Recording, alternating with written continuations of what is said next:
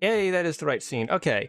Hello and welcome everyone to Channel 2S. I am your host, Second Soundwave, and we're doing something a little bit different for today's stream. So I said I was going to be doing a build stream next, and I was planning on doing one. I was planning on doing one on the Lunamaria, the figurized Lunamaria when she comes out.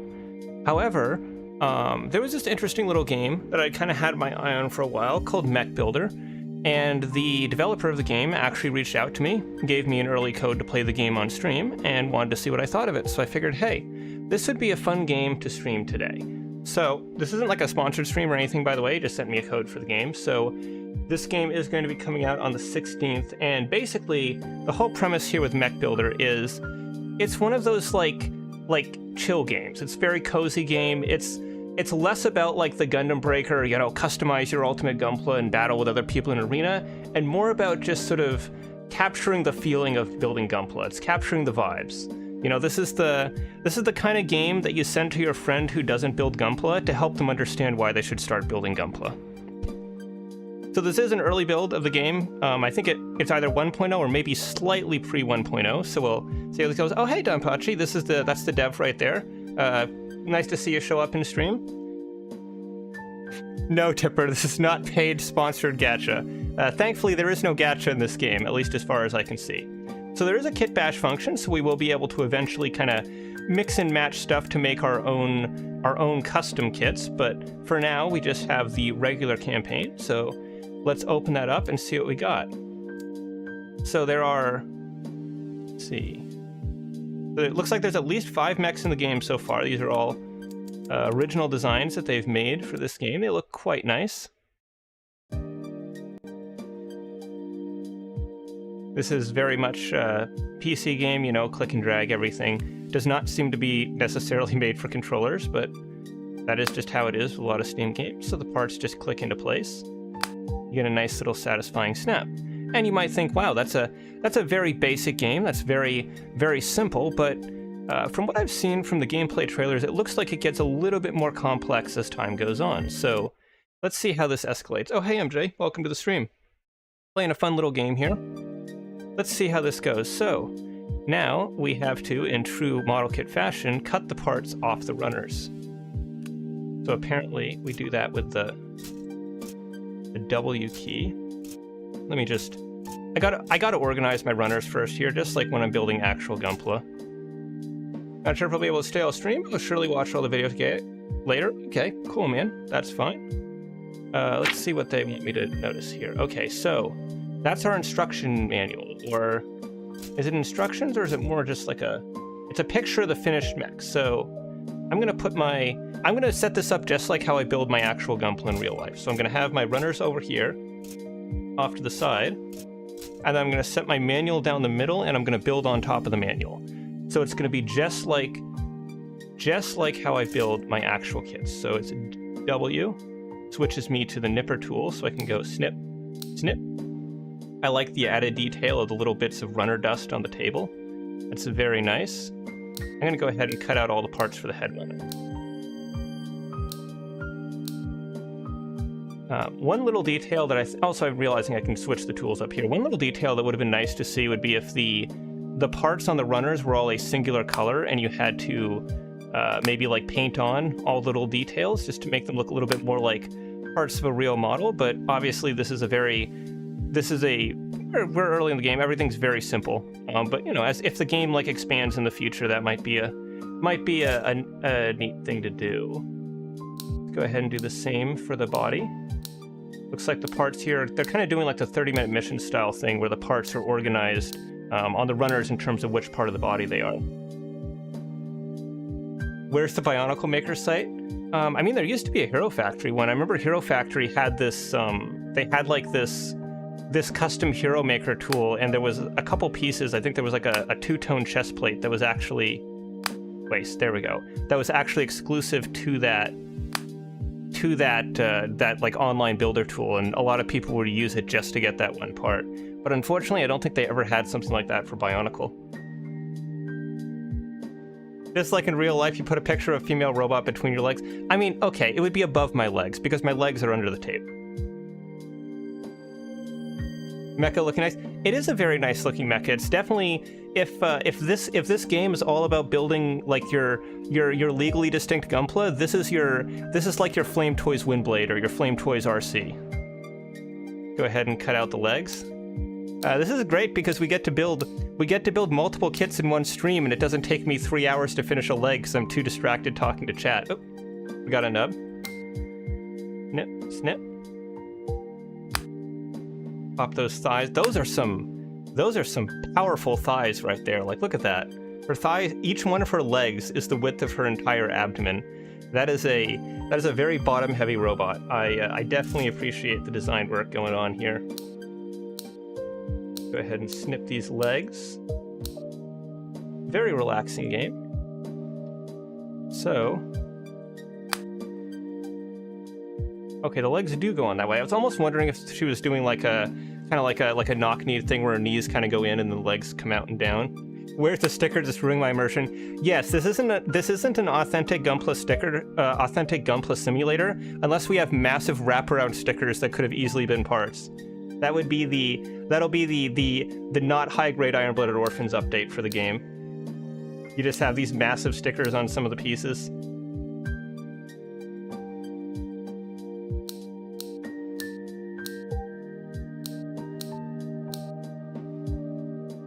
Oh, there we go. I like that the runners automatically disappear when I'm done with them. Easy cleanup. Move you all closer to the middle. And we are almost done with the fembot. Pop those hands on there. Completed. Look at that.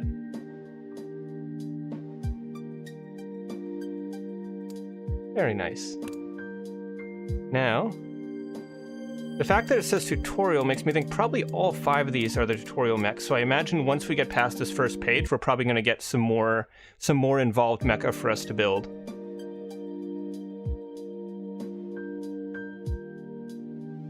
So, oh, here we go. Here's our stickers. We do have stickers. All right. So it's not color correcting stickers, but we do have decals. These look like, I guess these would be water slide decals because they have the, well, no, I suppose they could be peel and stick. That is a possibility. And just like in real life, I feel like I might be running out of room on my desk to fit these runners. I think I can just barely squeeze the manual right in here. I think for this one, though, just to make it interesting, I'm going to just ignore the manual completely and just put the parts where I feel like they should go. I think that'll make this just a little more interesting. There you go. There you go. I like the little detail of how the nipper icon actually closes when you click it. That's really nice. Oh, okay. Okay, so those don't go there. Let's grab the body then. I've already forgotten what all the keyboard shortcuts are, but that's okay. They're right there in the UI. Let's grab the body and connect those. So now, grab the parts for the arms. So it's definitely going to be the hands. These look like forearms. I would say these are probably the shoulders. I bet these are the shoulders. These look like shoulders to me.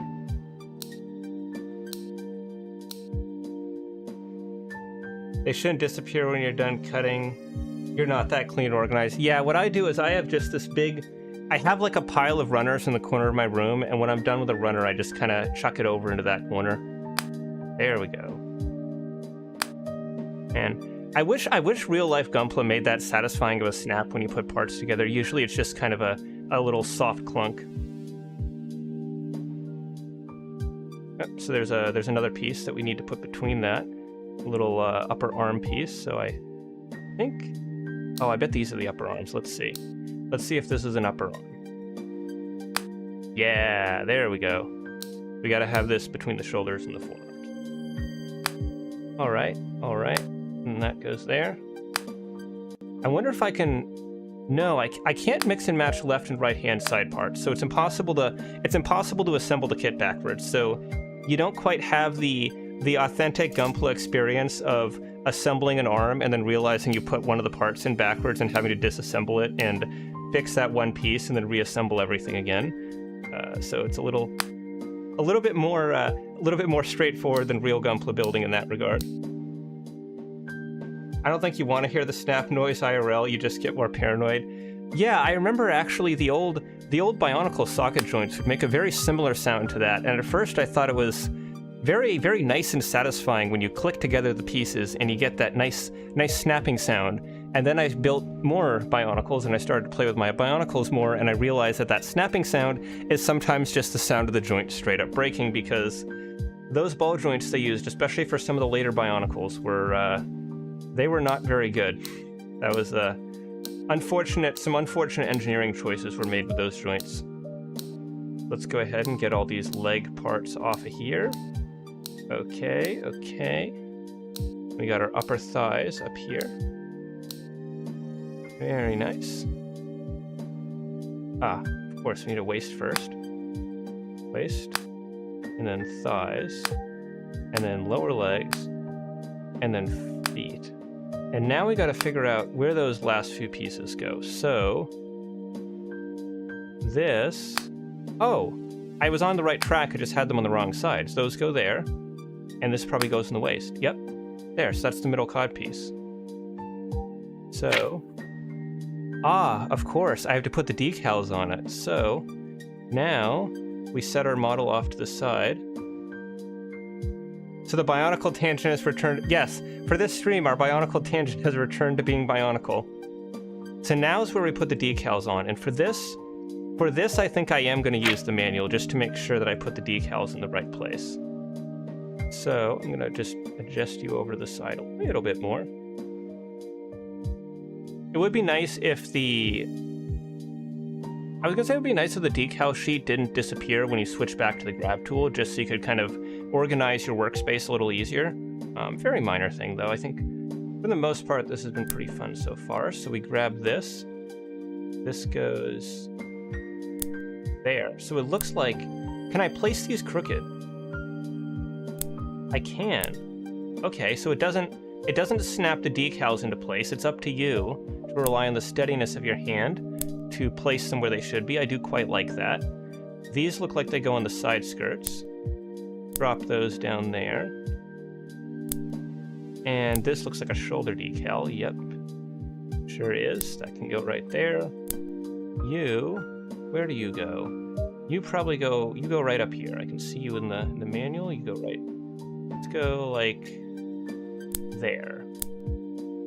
And then there. Although, they would look nice on the shoulders. Maybe I'll put this decal somewhere else, and I think I'll put these ones on the shoulders. I do like how that looks. Maybe I'll put this on the head, on the chest. Maybe I'll put it lower down on the arm. What if I put it, like, down there? Maybe up a little bit? Let's try like that. Maybe up high. I feel like this one really does look best on the shoulders, so maybe I'll put these... No. I think I'll go back to the official configuration of the decals. Just like that. And then we have this little piece that goes in the chest. Just to give it a little bit of color in the middle there. Not quite perfectly aligned. Let me just adjust that a little bit. Might have to drop my mouse sensitivity for some of these. And does this go in the orange piece? Yes, it does. Beautiful. Look at that. Starting to feel like a real Gunpla builder, even though I already was. You can also play the game when you're waiting for your Gunpla packages to arrive. Yes, you can. At least there's no consequences for peeling off the decals and repositioning them. Yeah, isn't that nice? That's one of the things that I actually like about water slide decals, is that you have a lot more control over where you put them, because once you place the decal on... Oh, we have painting! We do have painting. Look at that!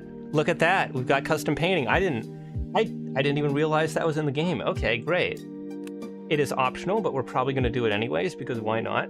But as I was saying before I got distracted by the paint there, was that, crap, I actually don't remember what I was talking about. I think it was, oh yeah, about water slide decals. I like using water slide decals because they you have more control over where you put them because they're floating on like a little thin film of water. So what that basically means is that when you place them down the part, you can actually shift them around and adjust where exactly they're positioned before you commit to placing them, which actually gives you quite a lot of control. I'm going to cut the parts off this runner and then set them down here so that I have a little bit of space here. I think I'll do the same for this runner so that I have room to lay down the instruction manual in the middle of the cutting mat, as I usually do. And I'll be able to just kind of push these off to the side. There we go. So I can kind of put these here. I'm going to put this here. I'm going to put that there. And then we grab our manual, and I'm just going to set that here. Okay, so we're building a kaiju this time. Okay, that's pretty cool.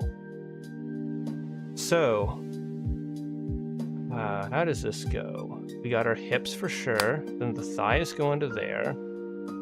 Okay. Torso probably snaps on. It doesn't. Okay, so I got to put the mid torso on before the chest. Okay. This piece goes right there in the middle. The little green bit's probably a visor. You can post the custom paint on r/Gunpla. I don't think r/Gunpla would like that. Also, I try to avoid using Reddit as much as humanly possible. These look like... Are these forearms? I don't know if these are... let me compare the details. I think these might be upper arms. Let's see. Well, first I should probably identify the shoulders, because that's going to be important to attaching these other parts. This is definitely a neck. This is a head. I see and I recognize those, so I'm going to do those right now. So there's our neck, there's our head. There's some feet. I think these are the shoulders right here. So I'm going to go ahead and flip those out right now. Okay.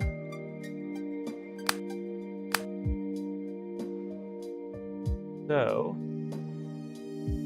let's say we pick a color here. Let's do like a nice, like dark forest green. What if we apply paint to areas that are... Okay, I can just apply them as they're on the model here. Just like that.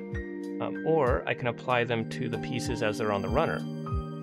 So let's say I want to make the flames here more of a yellowish orange. A little bit like that. So then I could add that to here. And now these details are more of a yellow color. Okay, that's pretty cool. And let's say I want that little green accent piece to be more of a blue. So let's make that blue. There we go. I think that's going to be our custom paint scheme for now. So let me see if I can put this inside the head. Yep, goes right there. Look at that. Now, oh hey, no name, welcome to the stream. Looks like some Kaiju 8 inspired kit. It kind of does, yeah. Very cool sort of mecha kaiju combination. I need some forearms, and I think these are the upper arms. So I want to get these cut off first, and then I bet these are the forearms that attach into them. It actually looks like you might have 3 segmented arms. So you have like the upper arm, the lower arm, and then the middle arms. Yeah, that looks like what they got going on here. There's going to be these extra kind of cuff pieces that go around. Yep, that go around the hand, where the hand's going. Considering that, I kind of want to add a little extra depth to the color here. So I'm going to grab that shade of green again, and I'm going to make these parts green, and I think the whole forearm's green, just to kind of give him more of his primary color there. And actually, I might make the forearms go back to being gray, like these little sections there. There we go. Actually, no, I think I liked those better as green. Those can stay green. There we go. So, I'm going to go ahead and clip some foot parts off now. Give it a little snip. No name. The game name is in the title. In the title of the stream, you got a link to it on Steam in the description. It's called Mecha Builder. It's like a kind of... It's one of those like kind of just like really chill, cozy sort of games. Just very relaxing to play. And it's all about building Gunpla. You just snap out and assemble and paint and decal your kits. And I saw in the trailer, there's a few other things you can do with them later on in the game, so I'll talk about those when we get to him. I'm gonna give him his shoulder spikes. There we go. Snap, snap. Now for the legs. Let's clip all these leg parts out. Clip you, and you, and you, and you. There we go. Snap, snap. And then, of course, we gotta add the toes. The toes are very important. So, I'm thinking I want some more green on the legs, too. So, let's see how green on the lower legs looks. Ooh. Oh, that looks cool. Just on the knees there, but then I can also do it down here. Actually, I think I might go really heavy on the green. Like, what if, like, most of the body is green? Yeah. Yeah, I think that looks pretty cool. I think that looks pretty cool. I might also I'm going to use the shade of yellow for that one little bit in the center of the torso. Or no, actually, how about I use the blue? Yeah, there we go. A little bit of blue right there. Perfect. There we go. That's the color scheme that I want. Now let's add some decals to this kit. So, it is like a mecha version of Space Godzilla. It's sort of, what does this remind me of? There's been a few like mecha and kaiju fusions throughout history. I feel like this one, it kind of reminds me of, there's this guy who does these really amazing custom 3D printed figures, and he's done some really cool mechified versions of classic kaiju. Of course, he's done the classic Mecha Godzilla, but he's also done a Mecha King Kong.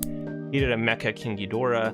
And this really does kind of remind me of something that he would have done. Very, very cool design. Toymaker 3D, that's his name.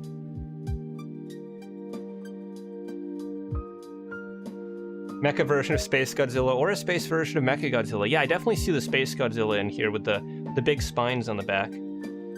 For sure.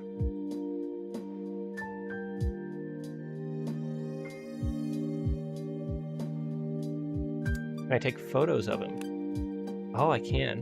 Close that. Put him right here in the middle. Unfortunately, he cannot be posed. He's just a static PNG. But I can go ahead and... Oh, it saves it as a screenshot. So that just opened a screenshot folder, and I've got a little screenshot of my guy now. That's pretty cool. That's what that's for. I'm gonna go ahead and say that's completed. Now we move on to number 5. I do see this very Gundam-looking mecha over here in the corner, so that looks like it's going to be the last of the tutorial mechs.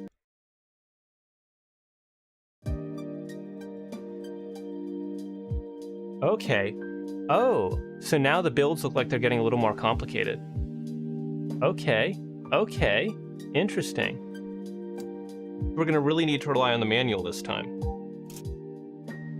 We're going to put A here, and then B, C, D. Oh, wow, yeah. It's just like I said. I was saying, hey, I hope like later on in the game we get more detailed runners with like more part separation, and that's exactly what we're getting. Look at that. Look at that. It's just like real life where I immediately run out of room on my desk to put all my runners and I start stacking them. It truly is the authentic Gunpla experience. Let me put you here. I'm gonna put you here and you here. There. Now let's grab the manual, since apparently we're gonna definitely need the manual for this one. So, okay, so this is just parts H and I. Oh, I see. It's saying the letters for each runner. So I need runner H, and I need runner I.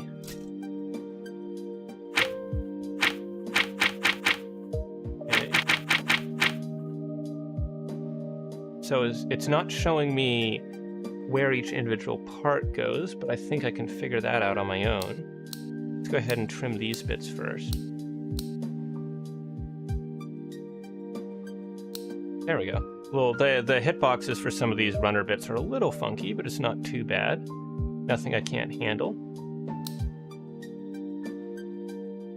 You can drag the runners to the edge of the screen with only the letter tab thing hang out. Let me try that. Oh yeah, I suppose I could. That would definitely be a way to get some more space on the desk. I can just kind of scoot it down there. Take advantage of the fact that I'm playing a video game and just use the negative infinite void space off to the side. Although the issue with that is I can only do that for one side because all the runner tabs with the label are on the same side. So if I do that with this runner, I can't see what runner it is. So not a perfect system, but it does help out a little bit in freeing up some extra space. Let me switch to my nippers. Let's trim out the rest of these head parts. It's giving me a Papers, Please vibe. I mean, I would say it's even more relaxing than Papers, Please, because Papers, Please gets kind of depressing after a while. This is just some... I accidentally dragged it onto the other part and assembled the pieces, but this is... Oh, it's 1-to-1. I can literally drag it over the top of the manual and see exactly where the parts need to go. Oh, that's neat. But yeah, I would say this is very... I can't think of any games off the top of my head that this really reminds me of in terms of genre, but I don't know if I would quite compare it to Papers, Please. You definitely have like stuff that you're kind of shuffling around on your desk, but it's got a much more relaxed feel than that game does. You're not working a depressing, miserable job. You're enjoying your fun, relaxing hobby after you come home from your job as a border patrol guy in a fictional Soviet country. Later stages have tabs on the other side as well. Okay, cool. At least that was the case when I played the demo. Yeah, I haven't tried the demo for this, but this is the full version of the game, so we'll see how that goes. Also, hey DatCat, welcome to the stream. We just built the head. Let's go on to the arms. See if there's a... What does this do? Oh, I can change my matte color. So I got green with white lines. I got green with yellow lines. That's... Actually, I was gonna say that's what I have, but I have the classic green and white, but I could... Oh, that's cool. The black with the gold lines, I do like that a lot. You got black with gray, you got solid black, solid green, yellow with white lines. I like the gray, I like the dark gray with the gold lines. That's pretty cool. I think I'm going to use that matte. That's a neat matte. So now we take these runners. Oh wait, no, it's telling me which runners I need. It's not these ones. I need A and I need B. So let's snip, snip, nip, snip, nip, snip.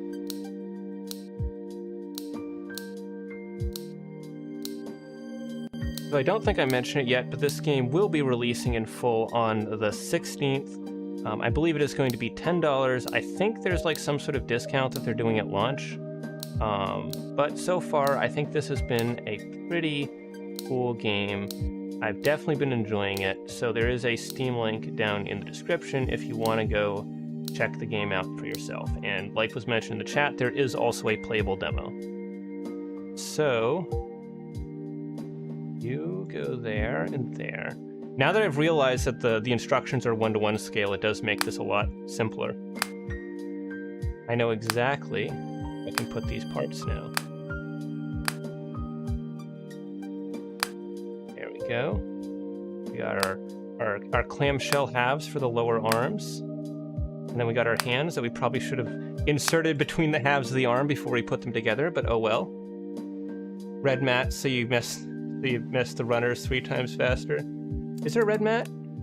There's a purple mat. There isn't a red mat though. Red's not. I don't think red's like a super common color for these cutting mats. Gonna see if I can grab some more people. Okay, cool, man. Yeah. Always appreciate it if you can bring new viewers to the stream. Dun, dun, dun. Let's see. So the arms are now done. I'm gonna put them up here too. And the legs are gonna be runner C and runner D.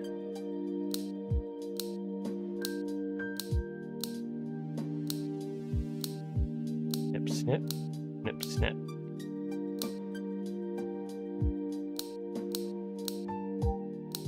I do like that the kits are getting more complicated as it goes on, because I remember the trailer for the game only showed the first couple of models, and I was looking at that and I was like, I don't know, this doesn't seem super interesting. It looks really basic and too simple. But it seems like as the game goes on, the models are going to get more complex and the build's a lot more engaging. So that's pretty cool. Definitely glad to see that. You go a little lower than that. Wait. Yeah, something goes between those two. So this goes here. Oh no, that's the lower leg. I see. I see. That's lower leg. This is lower leg. Those just snap together like that. So there's our lower legs. Down there. Then we need our feet. And then the feet have these little... Where are you? There you go. Little attachment tabs. The layering on these parts seems a little funky. It's like the lower legs are kind of like a layer on top of the foot piece there, but no big deal. No big deal. Let's see if we can get the last of the leg pieces on here, just like that. Look at that. There we go. Everything but the torso built just like a high-grade kit. Okay, now for the torso. So, E, F, and G. Oh, gotta switch to the nippers. Let's see. Snip, snip. For a moment there, I thought that I accidentally threw out a runner that still had a part on it, and I had a very real, very authentic moment of panic. Just like in real Gunpla building. Fortunately, though, it seems like in this game you cannot accidentally throw out a runner that still has pieces on it. I am glad that that is a mechanic that they have not implemented. There we go. These are the type of parts that you lose track of on your desk because they look almost exactly like nubs. Especially these two smaller ones here in the middle. Those are the kind of parts that as you're building, they just kind of get lost in the pile of nubs on your desk, and you have a little panic attack trying to look for them. There we go. Let's tab these together. Snap. Okay. So that's in the middle. Waist goes there. Neck goes there. This looks like the middle section with the legs attached to each other, and then you clipped a little centerpiece on. Now, all of these surprisingly small parts are actually for the hips and waist. So this goes there, this goes there. These are side skirts. Very nice. Now I gotta figure out where all these little glowy bits go. So it looks like they go in the chest. When clear parts fall on the ground, it feels bad. Oh yeah, clear parts on the ground is the worst. Although these look like the type of parts that if they were on a high grade, they'd probably be foil stickers. 5. Okay, so this is going to be our backpack. So far, none of these kits have had any weapons. It's just been main bodies with maybe a backpack, some extra spikes coming off the back. I feel like as this goes on, we'll probably start to see kits that have a few accessories as well. So, pop the little beam saber blades onto the backpack sections, clip those together. Now, we can start to assemble the body. This definitely looks like something that Kotobukiya would make. It's got that kind of a little bit of that frame arms DNA in it. I think I'll switch back to the green mat just because I feel like it contrasts better with the colors of the kits.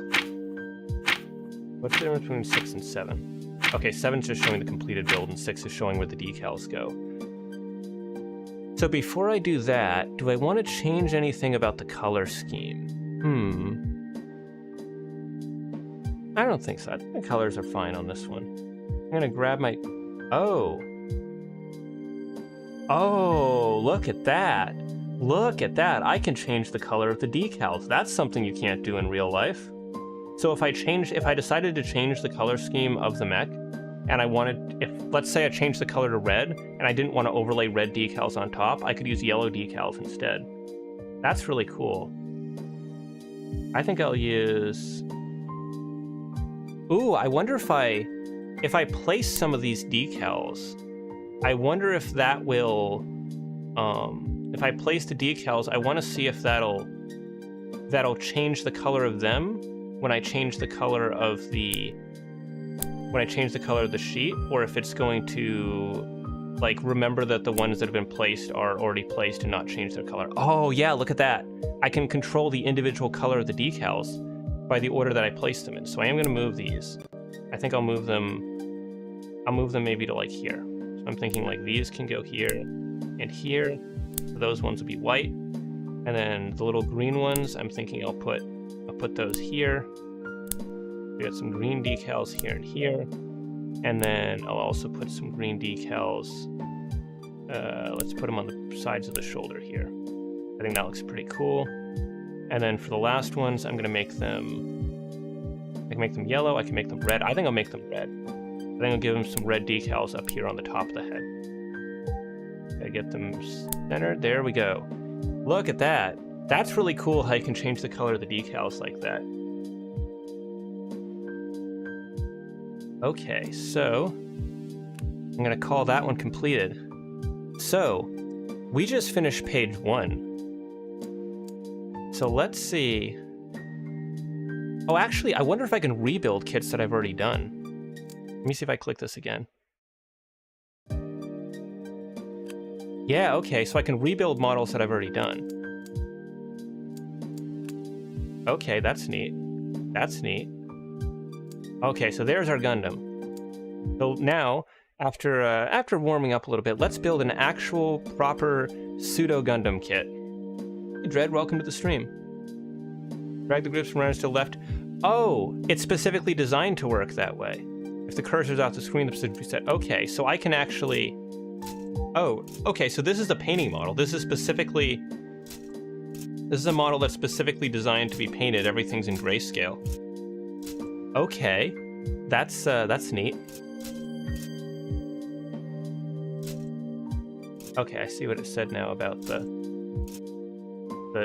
runners resetting themselves if they go off screen. That's pretty handy. Where's the C runner? C runner's right here.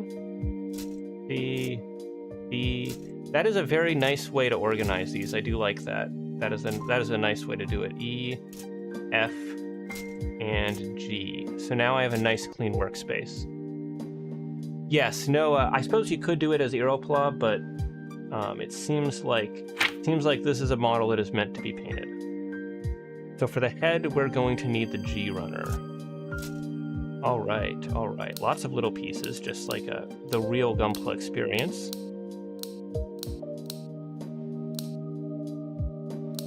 Snip, and come on, there we go. There we are. So, the image in the manual is not to scale. That's what I would expect. So, I'm gonna snap that in there. Snap that there. There we go. And on the other side. So, this head could probably use some paint. So I'm gonna go ahead, get into our brush tool here. Oh, I just noticed we have some pre-made colors down here. That's very nice. I'm gonna go ahead and, well, I mean, if the Gundam, it's got, oh, I thought I could paint the chin red. It looks like, what can I paint? So it's that piece, this piece, and then these are the little detail areas that I can color. So I'm gonna make the eyes green, and I'm going to make the little sensor up here green. I'm going to make this middle section red. I'm going to make the V-fin yellow because I am a very original and creative person. There we go. Actually, you know what? Let's do a white V-fin Gundam. This looks like a white... Yeah, this is going to be a white V-fin Gundam. There we go. There we go. So there's our head. There's our head. We can put that off to the side now. Put the head over here, manual in the middle, and this is where we'll put our completed parts. So, A and B.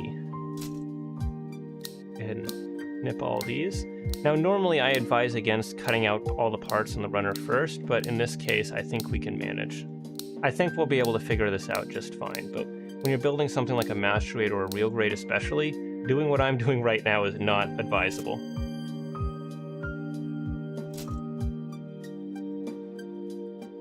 Over here. Put you over. It looks a little Gyobu. Yeah, a little bit. I definitely feel a little bit of that Gyobu influence in it.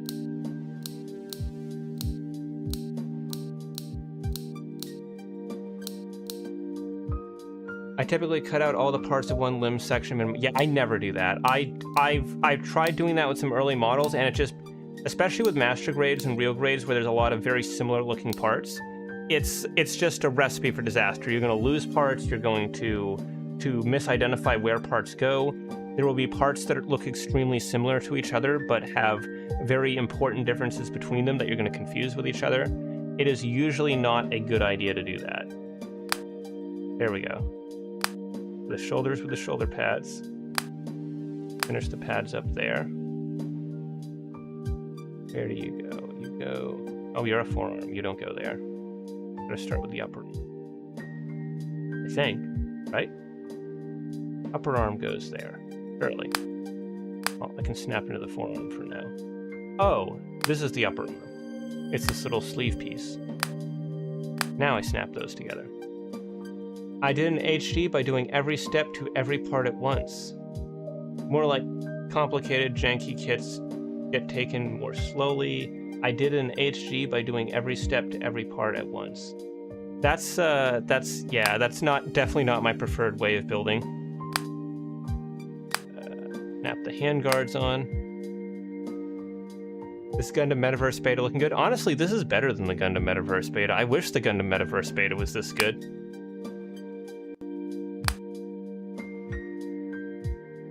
Okay, so now for the arms, what are we gonna do color-wise? I'm thinking, could this be a blue shoulders Gundam? We have a blue. We don't have a blue. I'm gonna need to make one. There's a nice blue. And I think I'll use blue for the section up here as well. Let's use red for... maybe if we use yellow up here. Now it's starting to look very beginning Gundam. Lots of very vibrant primary colors. I don't know if that's quite what I want to go for. I think I'll make these black, and then I'll switch the... Whoop! Eyedropper. There we go. I want to switch the shoulders back to blue. There we go. Although I suppose I could make the middle part of the shoulders gray. Nah, I like the blue better. There we go. There we go. I think I'll use the same dark gray for the hands as well. There. That's a better frame color. I like that one a lot more. So I'll pop you two over here. Looking similar to the Moon Gundam? A little bit, yeah. It's got a little bit of that Moon Gundam feel to it. Just missing the giant crescent backpack. The realistic experience of having to move the manual for more workspace? Oh yeah, every time. You always think you have enough space, but you never do. You never do.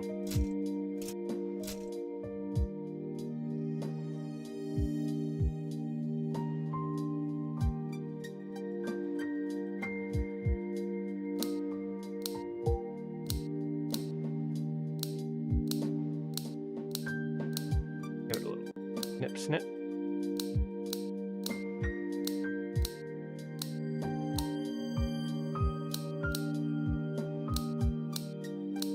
Trim you out.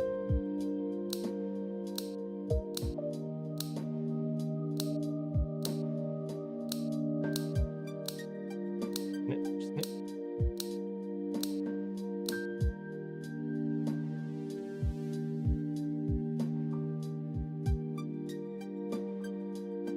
But these are for the knees. Yeah, those look like knees. Those are for the knees. This looks like part of the lower leg, I'm guessing. Oh yeah, these are the feet. And then you just snap the foot covers onto them. They go like that. These clip on here.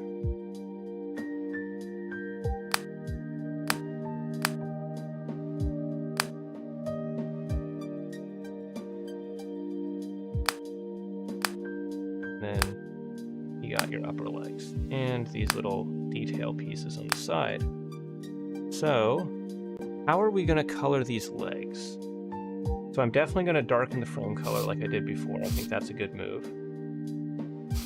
But that's not what I wanted to do. I want the legs to go back to white. So, I'm going to say, I think the red bottoms on the feet is a very... I can't do red on just the bottoms of the feet. Okay, then I'll do red on the tops. I'll do the feet as white, and then I'll grab the red again, and I'm going to drop some red on the tops right there.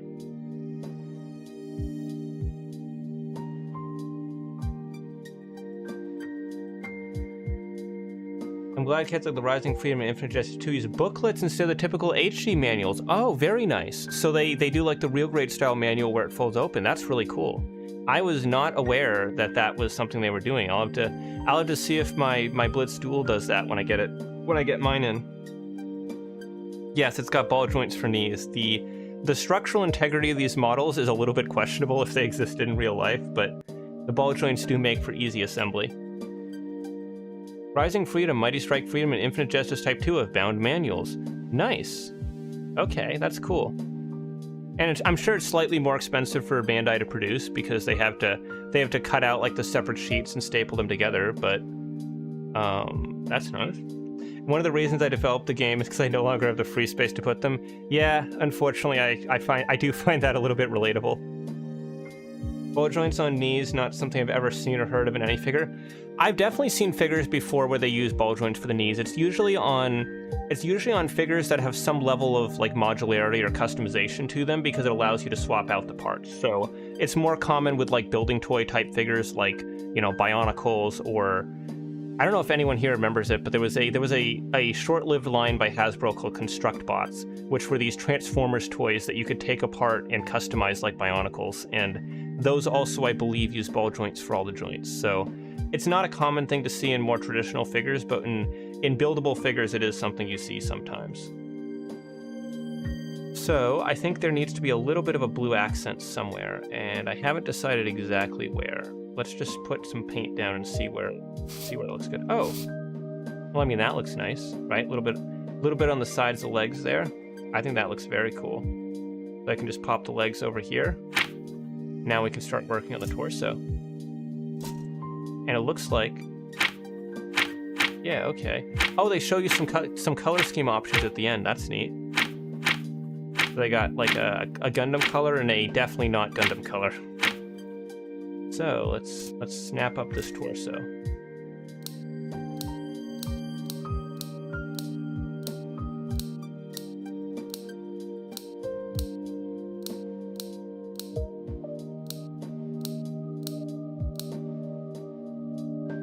Ball jointed knees feels like something Hasbro put on a Transformer. They definitely would. Transformers really likes their ball joints, and the reason that they use ball joints so much is because Transformers are designed because they're very complicated figures and you're supposed to manipulate a lot of little pieces in order to transform them. They specifically design the figures so that if there's a part that would break, instead of breaking, it just pops off so you can reattach it. And because of that, they really like using ball joints because if you put too much stress on a ball joint, the ball just pops out of the socket and you can pop it right back in. So it makes for a toy that doesn't break if you try to transform it wrong. So ball joints are very, very popular with Hasbro for that reason. There we go. There we go. Where do you go? There, you're a front skirt. Okay. Front skirt, we got a little bit of inner frame detail underneath our skirts. Love to see it. And we immediately cover up all that frame detail with armor, just like on a real master grade.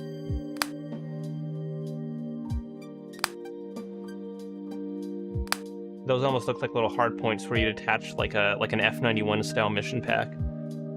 So now we get to paint the body. So obviously, middle of the torso, that's going to be blue. Don't have to explain why. That should also be blue. Oh, that's the mid torso. That should be red. Red. There we go. Now, could that be blue? That's got the vents on it. I'd like to be able to make the vents yellow. I can't quite do that. Okay. Okay, I'm gonna just make the whole torso solid blue then. So it's just gonna have solid blue vents. And in order to get that little splash of yellow that you're used to seeing on Gundams, what I'm gonna do is I'm gonna give it little yellow accents up here. I think that not only is that reminiscent of the classic Gundam chest vents, but it also kind of looks like the little clavicle spikes that the 00 Gundams have. So it adds the little bit of yellow that you need on the chest to kind of visually recognize it as a Gundam. If Bandai doesn't release an MG aerial soon, this is what Chinese third parties will do. Man, China's been avoiding Witch from Mercury stuff outside of straight kit bootlegs just because it doesn't really make a lot of sense to put all this engineering time into a model that Bandai has a likelihood of making anyways. But if if enough time goes past and there's no master grade aerial, I could definitely see a Chinese company taking a crack at it.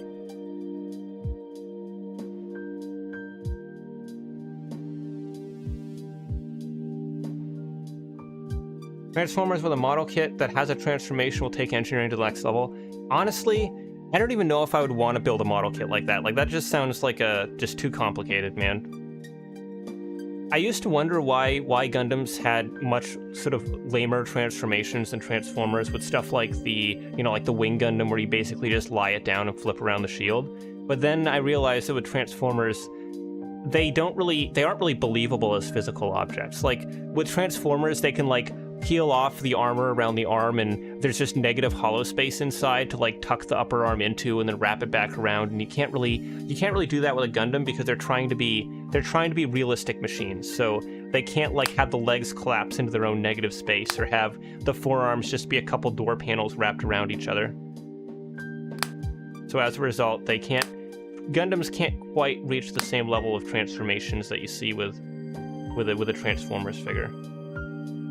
Nice looking robot, though.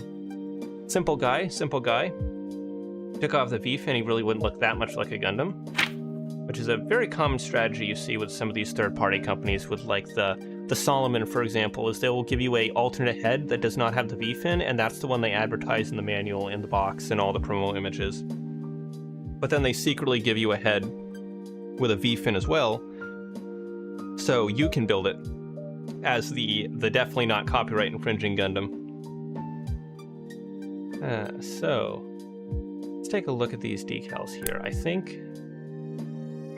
these ones should be white. I want these to be white. Yeah, little white triangles on the shoulders. That looks nice.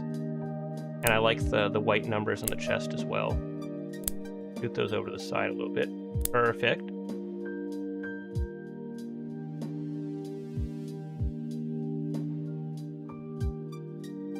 Why people complain about ball-jointed hips and shit when my 1/1 Homo sapien has ball-jointed hips and shoulders?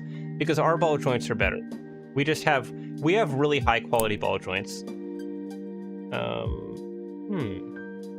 Lower leg looks nice, but I think the knees look a little bare without these decals on them. And then ooh, what if I made the red triangle yellow? So that way it's like the little yellow chevron in the... No, I think it looks better with red. It looks better with red. There. It's a little off-center. There. Perfect. Gonna take a picture for posterity. Let me, boom. There. Just like that. And we're gonna call our little Gundam guy complete.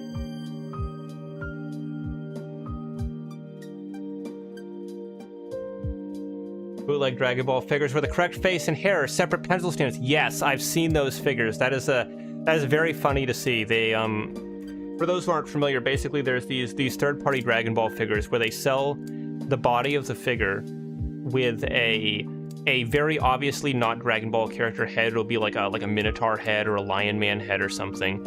And then they will sell a set of novelty anime character face bookmarks, which are just regular ass like Figma figure faceplates that look awful similar to a certain Dragon Ball character, and then they'll have a pencil stand that looks like a Dragon Ball character's hair. So when you take the hair and you combine it with the faces and you put it on the figure, you get your third-party Dragon Ball figure. So next up here we have the Chibi grade. These are our little very sort of cutesy-looking mecha here. Then we got our heads. I guess these are going to be like those big 1/72nd scale kind of detailed head models. We got some medieval mecha here. Okay. We got Mecha Gellion. Gee, I wonder what that could be. Medium grade. Okay. Oh, this guy looks... Man, what does this guy look like? The fourth one down here. I don't know how well he shows up on screen, but the guy number 4, he really looks similar to a certain mecha anime, and I can't remember what it's called. Oh, we got Transformers. Oh, yeah. Look at that. We got Bumblebee, RC, some other guys. That's great. Kaiju. Oh, we got Ultraman. We've got an Ultraman model. That's pretty great. And some Zords. Look at that. I love the diversity of mecha that are featured in this game. It's not just Gundams. We got a little bit of everything. I'm guessing this last one's gonna be probably like Mecha Musume or something. Oh no, it's just straight up Gundams. Okay, cool. Yeah, I was expecting one of these categories. I guess this is the closest to Mecha Musume, but I was expecting something more like this first one here, right? Where they're like either android girls like this or like the Megami device style models where it's like an anime girl with some armor on her. So that, if they ever like add more categories to the game in the future, I think that would be a really good one to add. Yes, we definitely have the legally distinct Master Gundam over here in the head section with the big old fins on the side.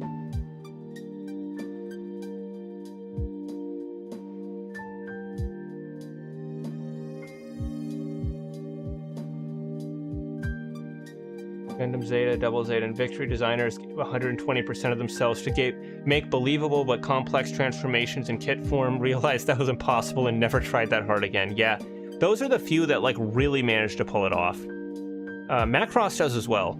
In fact, I wouldn't be Actually, wait, hang on. I can't remember the name off the top of my head, but I don't think the guy that did the transforming mecha for Macross ever worked on Gundam, but those are some other real robots that have very well designed transformations that are very believable.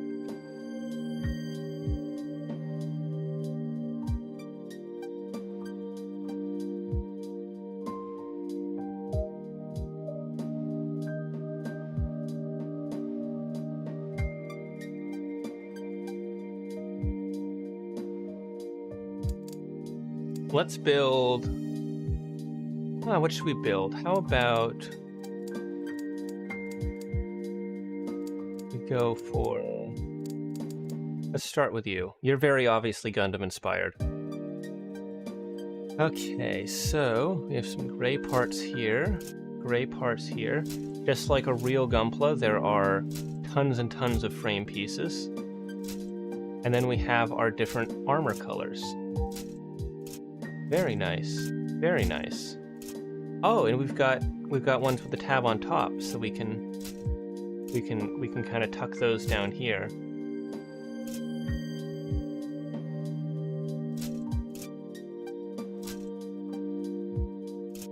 We got like A, B,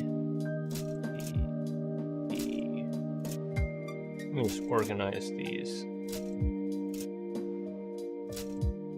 Very nice. Get that manual. Nope, that's not a manual. That's a manual.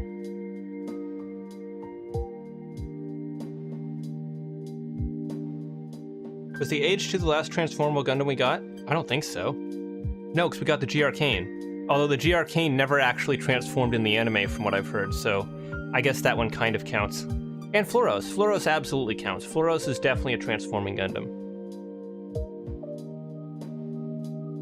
And yeah, also Rising Freedom and Immortal Justice. That would be the more obvious answer. We got an inner frame, then the head, and then the body parts. Oh, this is like the Double Gundam, but in its humanoid form. Oh, that's cool. I didn't catch the reference until I saw it with the color scheme. So this is going to be one of those models where, just like a master grade, we actually have to build the whole inner frame before we put the armor on it. So this is these, I don't remember what they call these. I think it was like medium grade or something like that, but that definitely seems to be the master grade equivalent in this game. Okay, so let me use my nippers.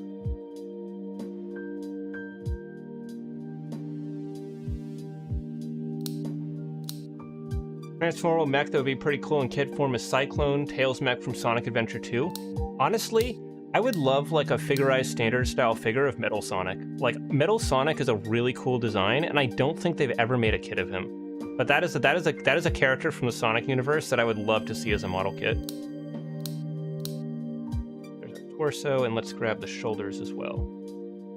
I think these are the shoulders.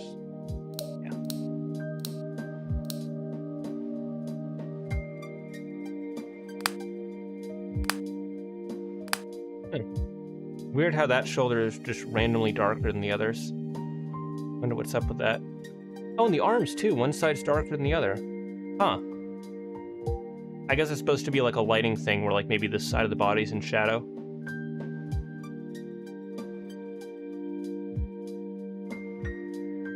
How about a Gundam that isn't just laying down, covering its head, and calling it a day? I mean, Epion at least rolls his legs up onto his back.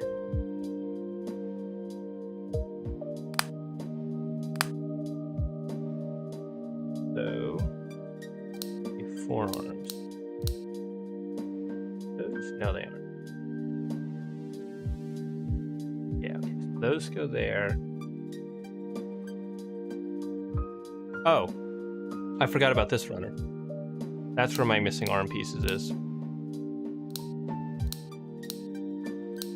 Imagine if there was a mechanic in the game where there's a possibility for some parts to be missing from the runner, and if they are, you have to like call up customer support and wait a week before you can play the game again with the completed parts. You gotta wait for the parts to arrive in the mail.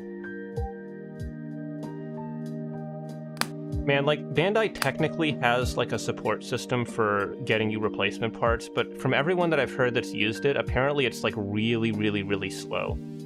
Especially the US version. Which, honestly, I'm not even sure if they do anymore. Like, Bluefin, like, as a company doesn't exist because they got kind of rolled into Bandai, so I don't actually know if they still do the parts replacement service. They're both slow? Yeah, that's what I figured. I mean, like, imagine the logistics of something like that. Like, you have so many different models over such a long period of history, and each one of them has hundreds and hundreds of parts. I have no idea how you even begin to handle that.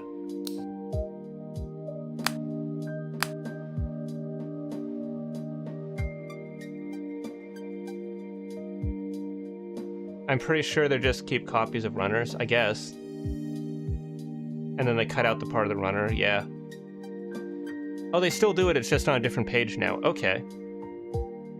I feel like you'd almost probably have a better, like, customer experience just, like, asking on, like, Facebook Marketplace, hey, does anyone have this part from this kit? And you'd probably find a response sooner than you get help from Bandai.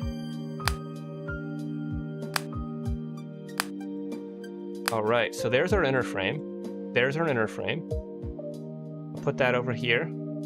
He's got very gorilla-like proportions. This is a real YOLO Park Primal looking guy. Alright, so this is all our head pieces. Looking at these runners with all the multicolored parts on them makes me feel like I'm building a Kotobukiya kit. All these pre-painted runners.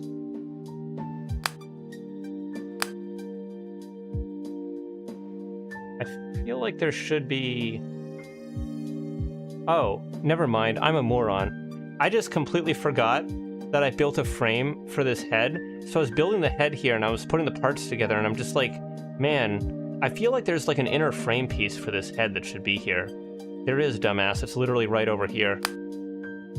But I gotta build the head around the frame. There we go. There we go. Now it's making sense. I just had to actually think about what I'm doing. F and G. Okay. Okay. So then H has all the parts for all the limbs? I guess. Oh wait, no, never mind. I forgot there's more runners down here. There's more runners down here. Okay. Okay, that makes sense.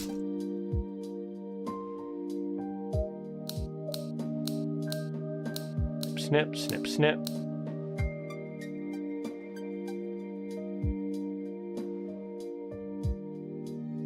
That's why in Japan right now at Gundam Base they're doing a sale where they're selling scrap runners with parts on. Oh yeah, you're right. They're probably getting rid of like their overstock from that, the extra, the runners from just the weird oddball kits that only a couple people needed replacement parts from. So now they've just got these random half disassembled runners lying around or half used up. Yeah, like that's got to be such a pain in the ass to manage. I don't envy the people at Bandai that have to run that system.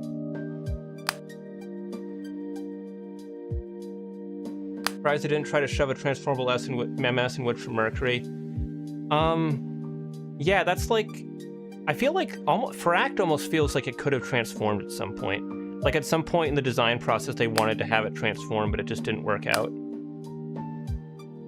I could totally see that having like some sort of jet mode. Where do you go?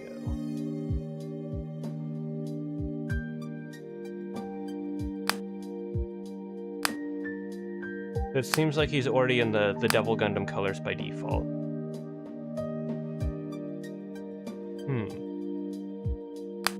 Oh, there we go. They're side skirts. Okay. Coming along very nice so far. H and I is going to be our arm pieces. Flip those big shoulders off the runner. There we go. He really does have a bit of that Optimus Primal DNA in him. He's like a mix of Optimus Primal and the Devil Gundam.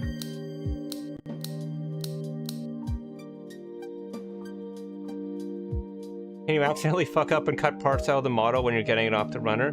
No, it's pretty fail-safe in that regard.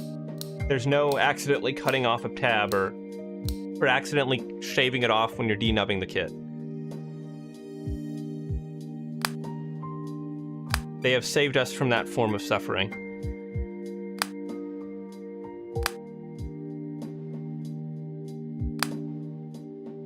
Backs of the hands. That goes up there. There we go. And now we need the eye runner.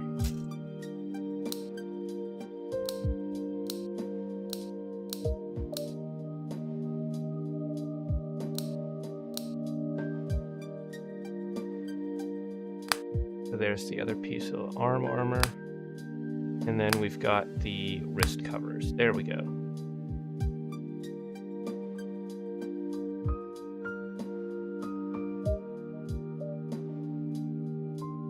Idea for the dev, Kotobukiya mode that makes you use cement instead of snap fit. I don't know if that's really a Kotobukiya mode. I've never had to use cement for Kotobukiya kits, but it would be neat if maybe on some of the models they're like really old kits, so you have to use cement. They're all in a single color. Some of those like vintage like 1980s Mecha collection kits. Okay, so J, K, and L. This is all going to be like parts. Here's the J runner. Here's the L runner. Here's the K runner. Okay, so K is obviously our feet, so I can just right away snap those out. Pop those in place.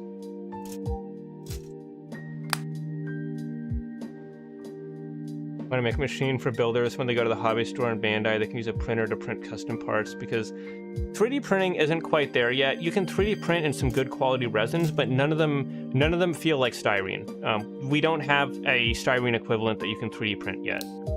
There's some good plastics you can choose from, but not quite to styrene's like durability and sort of not really moldability, but like they're not as durable as like actual model styrene, and that would be an issue.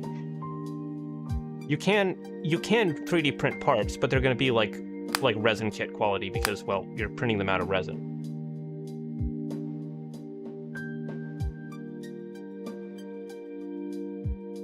Is transforming from a biped to a half tank like the Zaku tank count as transformable?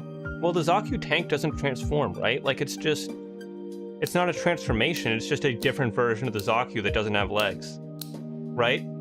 Or am I misunderstanding how the Zaku tank works, and is every Zaku tank just able to just spontaneously stand up if it wants to and suddenly grow legs? If so, that's incredibly cursed. I'm pretty sure they can't do that. I would be shocked if they did.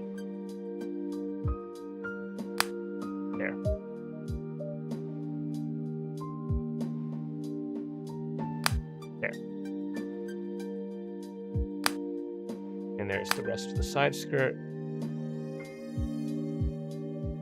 Where's this little red bit go? Where are you supposed to go? I wonder. So this is for the legs. This is for the feet. This goes right here. So these last two pieces...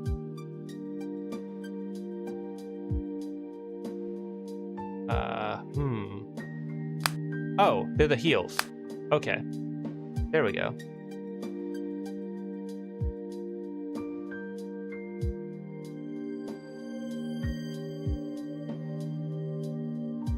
Does this have a mouth? No, it just has a standard faceplate. It has a couple little ventilation slits like a lot of Gundams do, but no face, no like super robot style mouth on it. So I'm gonna make some adjustments to these colors. I think I'd like the whole feet to be red, like that. Maybe make the tops of the feet white. Yeah, there we go. No, I want the red here. There we go. Actually, what if I make the whole feet yellow? I don't know about that. Dot colors was like this. And then red on these pieces. I guess that looks okay. Yeah, I think the colors look all right on that. So now let's decal this bad boy up. So I would say,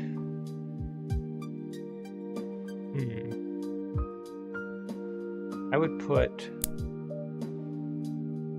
these little decals on the forearms or the upper arms.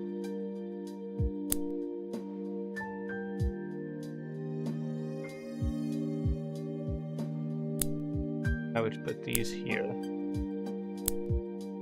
And let's put... Where could I put? It might look okay up there. Like that. There we go. And one for the middle of the chest right there. One that kind of goes in the waist. And I think that's all I'm going to do for the decals. Oh wait, do I have to put all the decals on? I think I do. I think I have to put all the decals on in order for it to count as a completed model. But I got to find a place to put the others. Okay. I'll put these, it looks like these, I guess, are supposed to go here on the skirt armor.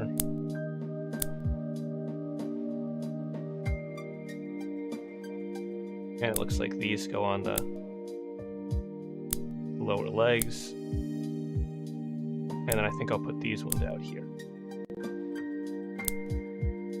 There. And now, finally, I guess I'll pop these up on the shoulders. And we now have our completed, definitely not the Devil Gundam. Very nice. I don't think I can do the kit bash option yet, Dipper. I think I might have to complete the existing kits before I do that. Be completed, back. I think this is how I get to the menu. Yeah. Yes, I don't unlock kit bash mode until I've built everything. Oh! Oh, look at that! It unlocks them on my shelf. Can I, like, change where these appear? I wonder if I can... I think there's a way I think I can customize where these appear on my shelving. Oh, I literally just pick them up and drag them. I can put the... I guess I'll just leave the big guy since he doesn't fit on any of these other shelves unless I put him up here, so I guess I'll just have him blocking my television. It'll just be a giant eyesore. The helmet feels like something you'd have like down here under your TV. I'll put the Gundam up here. I'll put the Gundam here. And then maybe I'll put the two Gundams up here. We'll put the waifu over here. This one I think I'll put next to the waifu. Kaiju, the Kaiju's cool. I think I'll put him like up here maybe. And then I'll put this guy over here. Maybe I'll put you in the middle here, and I'll put the Gundam down below. Put the Gundam below, and I'll put the Kaiju next to him. And I'll move the helmet to... I'll put the helmet up here on its own shelf. There we go. There we go. That's really neat. Now, unfortunately, the little icons of them that show up here, they don't match the color schemes of the versions of them that I made. So in the future, I think it would be very cool if these little icons here that you click and drag around on the home screen match the colors of previous builds of these mecha that you've made. Especially if you could rebuild them with different color schemes and have, say, just like army build a bunch of say, like the waifu mecha in like different colors, or do a few different colors of the Gundam. You know, like, I think that could be really cool. I don't think it would be too hard to implement, although I'm not a game dev, so who knows? But I think that would just that's something that I think would be really cool. Just so you can have some of your custom designed figures up there on your living room display shelves on the menu, because I do like that as a feature. I really like that the menu is also your display area. That's really clever. We got King Kong, we got a Transformer head, we got medium grade. I guess this is going to be like our more high grade style kits. Let's build a little chibi guy.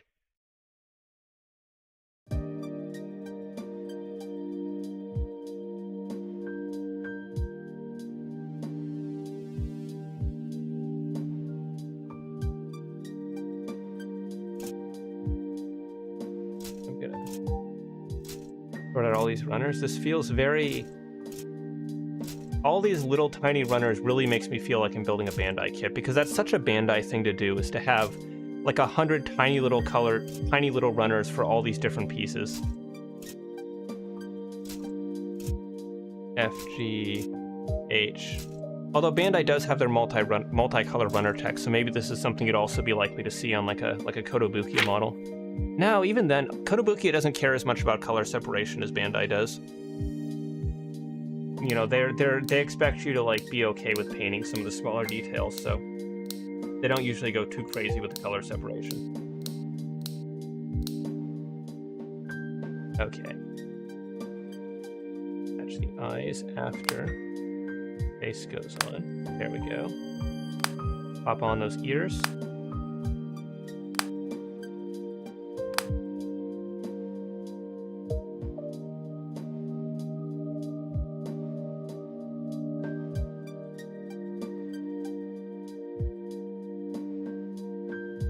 Oh, hey man, Pig, welcome to the stream. So we've actually built quite a few of the more Gundam-looking mechs already. Right now we're building like a very like cute chibi little mascot mecha. Like this is the kind of mecha you would see as like the mascot for a company brand. So that's for the waist. And these just kind of... I don't know how those go together. We'll find out. Let's trim the parts for the Sea Runner. Here we go. So, Manpig, this game's actually pretty cool because it's not just Gundam-style kits. They've got kits that look like Kaiju. They've got Ultraman kits. They've got Transformers kits, Evangelion kits. They got like sort of Super Robot Megazord-looking kits. There's actually a lot more variety of the models in this than I was expecting. There's quite a lot that it looks like you can build here.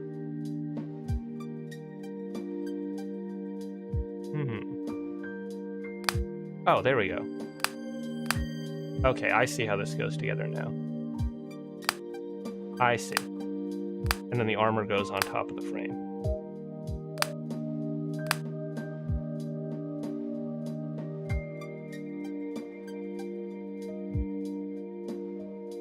They should implement a category for Combiner where you build 5 bots and combine it with the last step.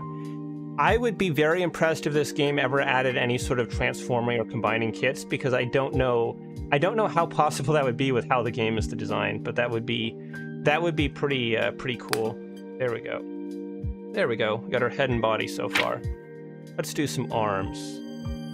So runner E and runner F. Let's get all the parts clipped off.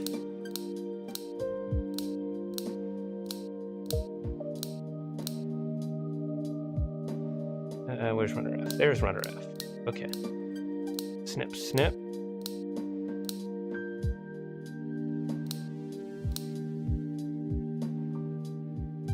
What are your thoughts on MGSD? I think they're pretty cool. I think the level of detail is really neat, and they've got some new sort of engineering tricks that they actually introduced with those models. I love how detailed the eyes are. I believe that's also where they started using like... Was that where they started using like the kind of gem cut clear parts so they sparkle more, or was that used somewhere else before? Because I feel like I first noticed that. Like that's something that I really first noticed with the MGSD models. But it might have been, they might have already used that somewhere else before that.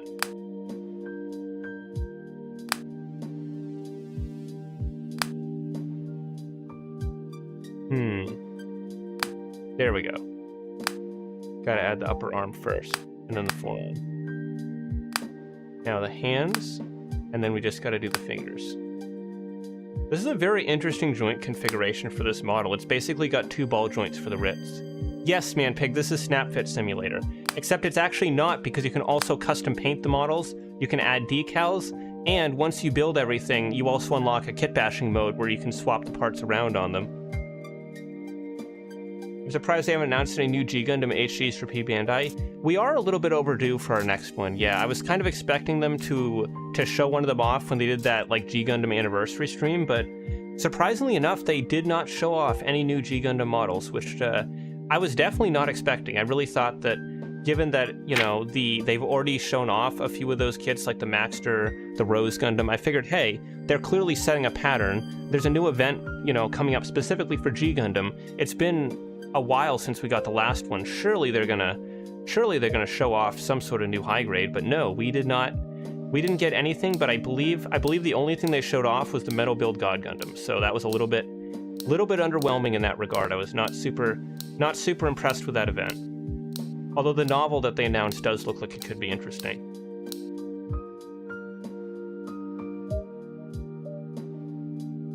I feel like she would look good in Titan's colors. Yeah, it does. It does have a little bit of a Woundwort vibe to it, doesn't it? Woundwort, or maybe a little bit of Siskweed.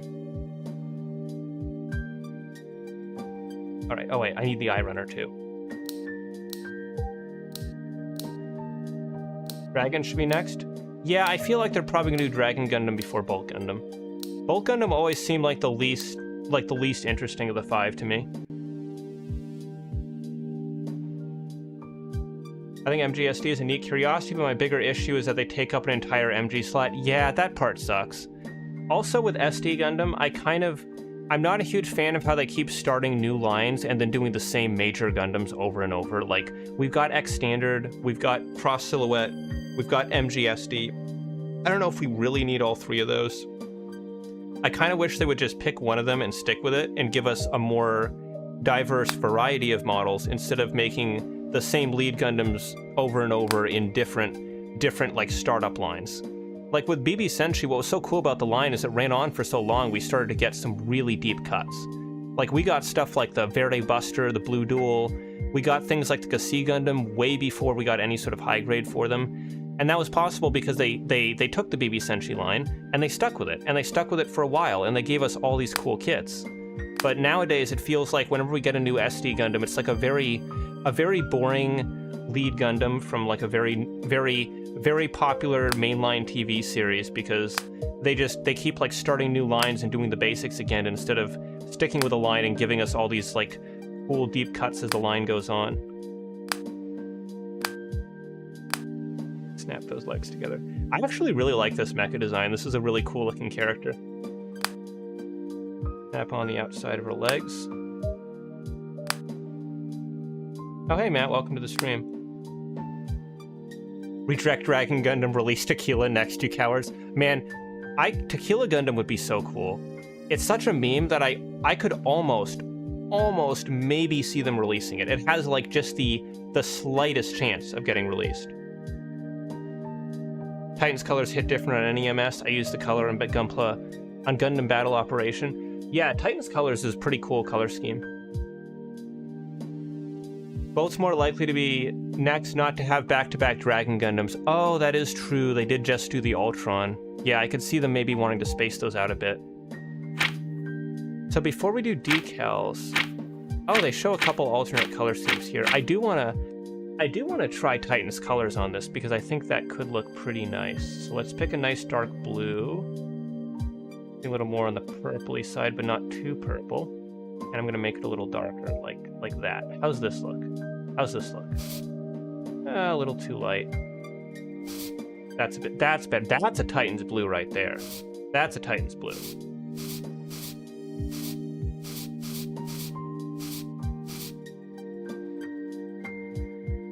And then maybe I'll have a second blue that's a bit more purpley, and I'll use that for some of these accent colors here.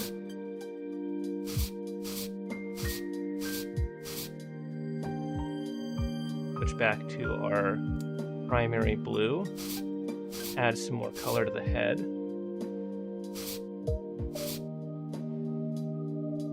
And now, I think I'll also maybe change the frame color. I'm gonna pick like a more typical darker gray. There we go. I didn't mean to recolor the boob there. I'll go back in and fix that. Also, I'll need to switch as well. I think the feet are gonna be blue. I think I want the wrist to be blue as well. Forearms to be blue. And then I'm gonna pick the gray again. But oh, that's a bug right there. So the left side of this lower section of the torso is colorable, but the right side isn't. I don't think. Right? Oh, never mind. I'm a moron. Sorry. Ignore what I just said. I was using the eyedropper tool instead of the paintbrush. They are both colorable as they should be. That was just me not paying attention to what tool I was using. Disregard everything I said.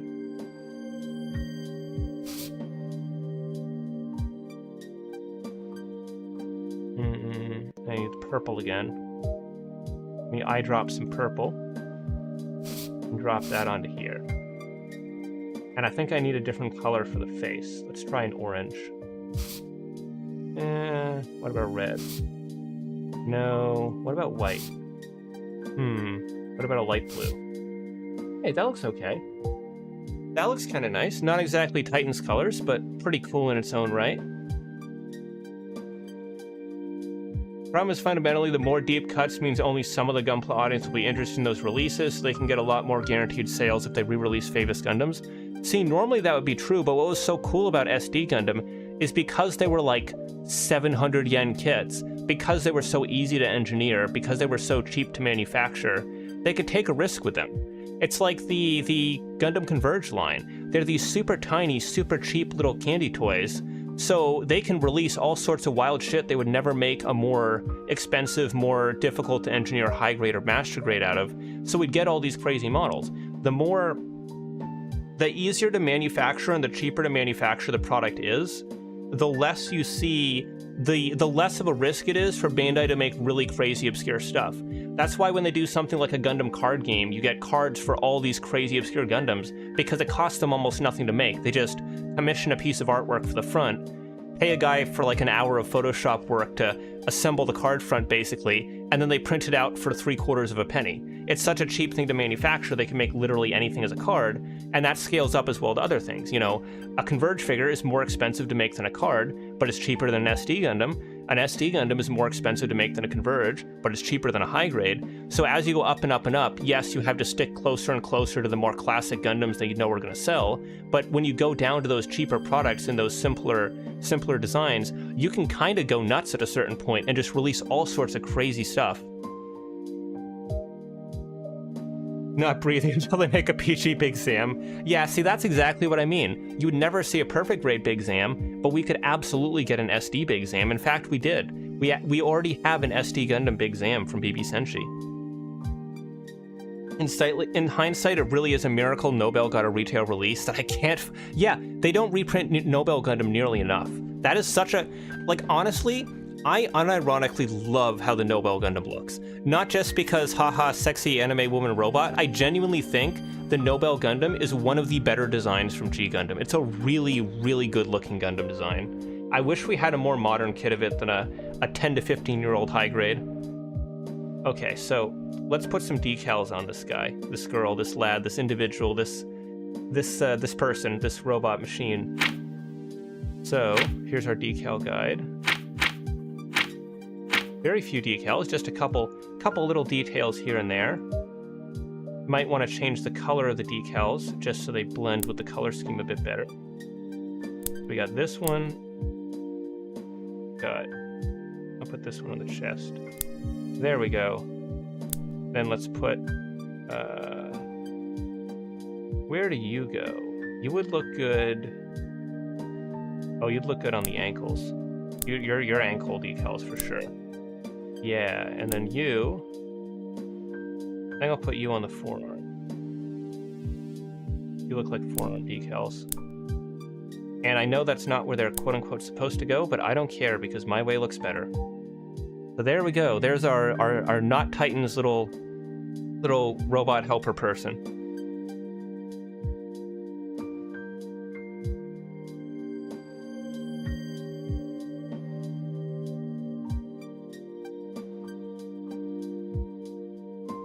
I take the 10-year-old engineering of a retail kit than current year engineering kit at Peep. I mean, I guess for you it sucks because you're in Canada, but as someone who's privileged enough to live in a country where we have access to a P Bandai shop, I wouldn't necessarily mind a new Nobel Gundam kit being P Bandai, but I would much rather it be retail. Especially if they do something like a master grade. Like, imagine how much cool stuff they could do with a master grade Nobel Gundam. Occasionally I consider getting into Sun and Moon as a franchise, LMFAO. It's not as big an undertaking as Precure, but still big. I mean, Sailor Moon's not that big, right? Like, most of... I'm not a big Sailor Moon guy, but from what I understand, aren't most of the Sailor Moon anime just remakes of the original series? Like, it's not like it's a long-running franchise. It's just one show that they reboot every, like, 10 years or so. It seems pretty easy to get into.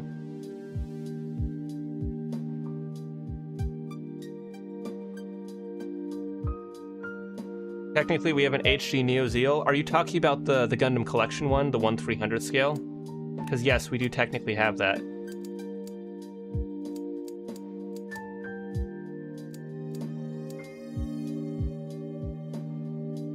I'd rather have freshness by releasing more niche good designs because they release ugly dog shit on purpose because it's unique. I mean, sometimes even the ugly dog shit kits can be interesting to build if they have like a really oddball like body design, just because you end up building these kits that have really interesting engineering that you don't normally see in different body shapes that you normally get, so you end up it kind of keeps you on your toes so you're not just falling into a pattern. Like there's some mobile suits that I think are really ugly, but I still kind of want to get a kit of them anyways just because they look like they'd be built so uniquely.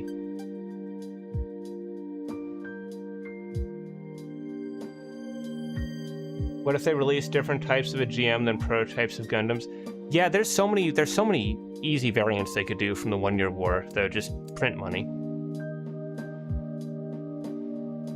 I can think, hey, Bosch, do not do anything weird with the MG Nobel Gundam. It's too big to fit in the jar, don't try it. Oh, this is a much simpler model than I was expecting. I thought it was going to be like a really big detailed head model. This is just a little basic kit. Little snip together. Snip and snap. They should just do tournament polls to decide a fan pick retail kit once a year. Honestly, that would genuinely not be a bad idea. That would actually be really cool. Because like Moderoid does that, right? Like they do the fan popularity polls to see what they should make next.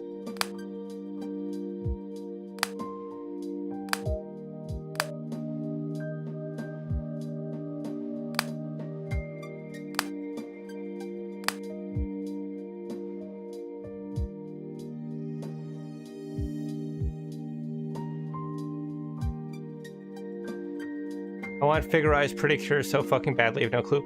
Aren't there like 700 characters in Precure though? I feel like if I was like at Bandai, like in charge of kit design, I would be wary to make any merch that is as expensive to design and engineer and takes as much time to bring to production as something like a model kit of that complexity. I would be unlikely to do for a brand like Precure, because the problem with something like Precure is that there's so many different Precures, and it's like, okay, which one of the 700 characters are we gonna do? And 5 months from now, are people gonna still care about this character, or are they gonna be on the new Precure? So you gotta be like, okay, which of these characters have like any sort of long-standing legacy of popularity where it justifies us putting all this work into making a kit? Because if we make, frickin' Cure Dark Fuchsia or whatever, and like next year everyone's like, oh yeah, Cure Magenta is like the new cool one, like why do we even bother making the other one, you know?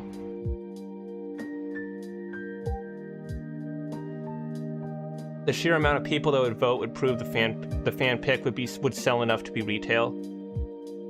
It could be, although you'd also run into issues where people just pick like the funny meme choice that they have no intent of actually buying as a model, so that could kind of backfire in that regard.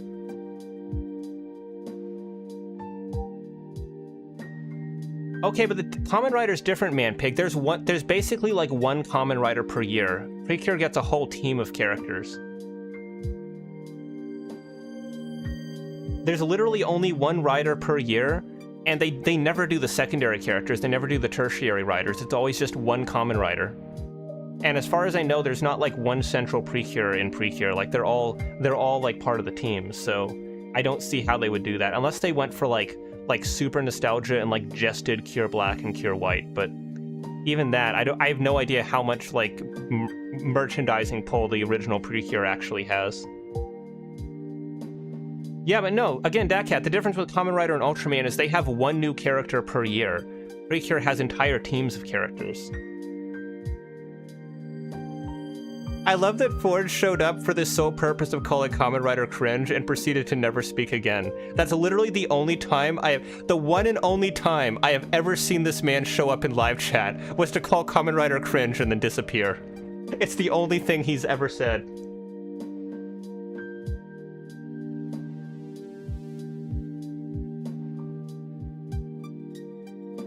Best shot for Precure might be faces and accessories for 30-minute missions. I could see that being a thing. Like make some accessory packs or make them. I guess their designs are pretty different from character to character. Because I was gonna say they could do it like the Idolmaster characters, where it's just head swaps, but I don't think you can do that with Precures.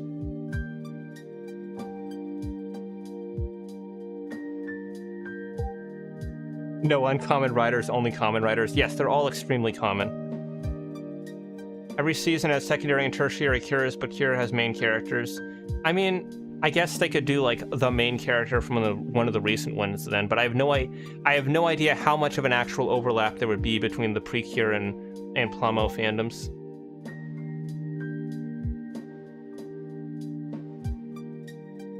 New Kamen Rider Gav's the worst shit I've ever seen. Honestly, as far as recent Kamen Riders go, he doesn't look as bad as some of the others that I've seen. It's been so long since I've watched anything Kamen Rider, but sometimes something looks okay. Not super often. Go with some. Let's make this man purple. Or actually, no. You know what? Let's do Predacon colors. Let's do like the orange and yellow.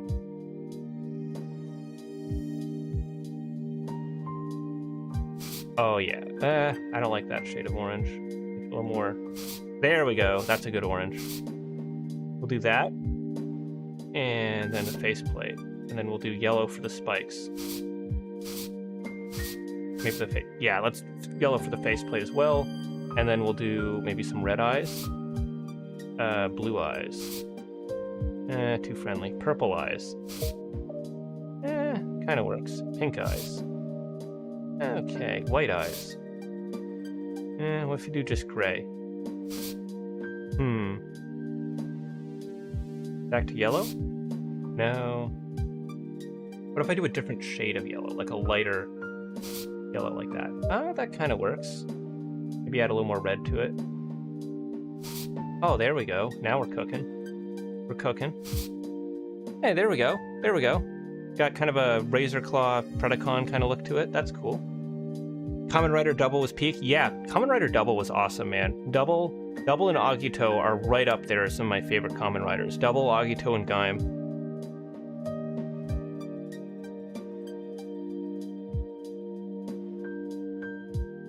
Precure as a market, the entire fucking lack of figures since last decade. Yeah, it's always surprising to me when I look at old SH figure arts and see how many of them were just like Precure characters.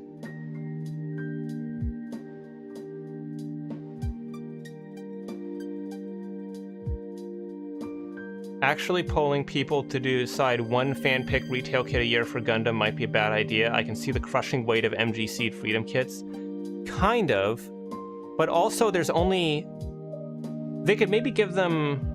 No, I feel like a selection of kits wouldn't necessarily work either. But what if they gave them like a really broad selection to choose from in the poll? Like, instead of it being everyone suggests something, could be like, hey, here's like 55 like B to Z list characters, pick one, and they go with whichever one wins the poll in that regard. So it's not just like super big mainstream picks.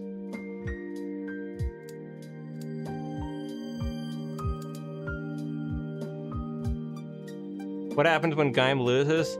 I don't know, but Kamen Rider Gaim is the reason that I first learned that L Gaim exists, because I was like, why are these random ass 80s model kits showing up when I'm looking for Kamen Rider merch? Last Kamen Rider I watched was Super 1. Wow, okay, you're going old school. Breaker is dead. We do figure arts My Hero Academia now. Decades of show sucked, but the suit was amazing. The Decade suit's kind of neat. It's not one of my favorites, but I think it's pretty all right. I like the creativity of how the visor looks like a stack of cards.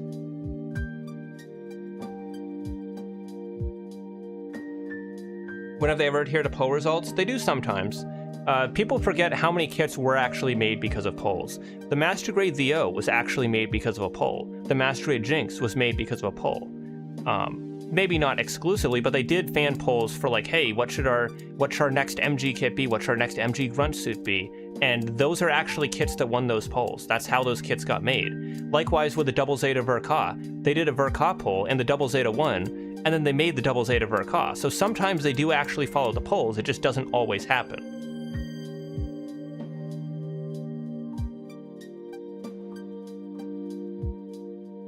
Turn A was also made in regards to a poll. Yes, Turn A was I believe it was the 100th Master Grade release.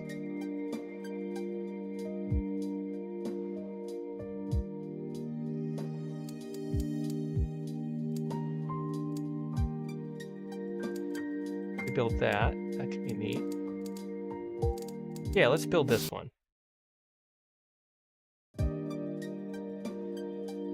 They follow the polls, but not the Gundam info polls.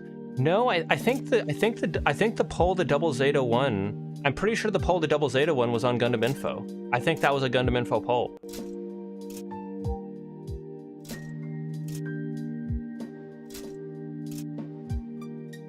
E, F, E.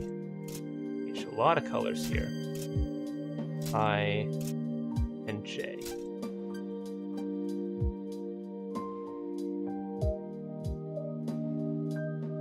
They didn't know what you get. They didn't know what you get P Bandai reprint each year happened because. Oh yeah, that too. They do the P Bandai reprint polls as well. What? No, RG Epion wasn't. I don't think RG Epion was a poll, MJ. I don't remember them doing a poll for that. They might have, but I definitely don't remember it.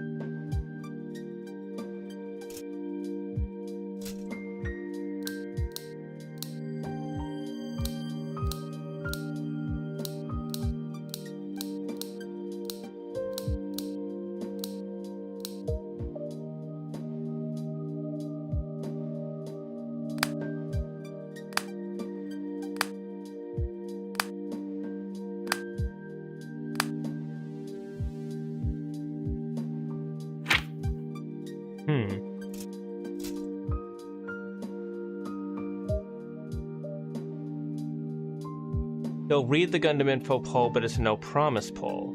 Possibly. Yes, Cola, there was a poll they didn't follow through on. The second time they did a Verka poll, the G-Self won, but they didn't honor it. And I think part of it had to do with the fact that there was some very obvious botting that happened with that second poll, and some people did theorize that that was a part of why they didn't follow through with the poll, was because they thought that the G-Self wasn't an accurate winner, and they didn't want to risk making a model like that expensive and that difficult for them to engineer just because somebody like botted the poll into that character winning. They kind of wanted to avoid that situation. So I've heard that was a part of why they didn't end up making the G-Self, even though it won that poll. Although with how much people talk about wanting the Mastery of G-Self, I feel like it probably would have been a pretty safe winner, even if nothing weird happened with the poll. Also, I have no idea if... Okay, my avatar is working. Okay, good. I can't really see my OBS behind the game window, so it's a little hard for me to make sure that my mouth just hasn't been frozen open or closed for the last hour. Snap on. Oh, that goes in the waste.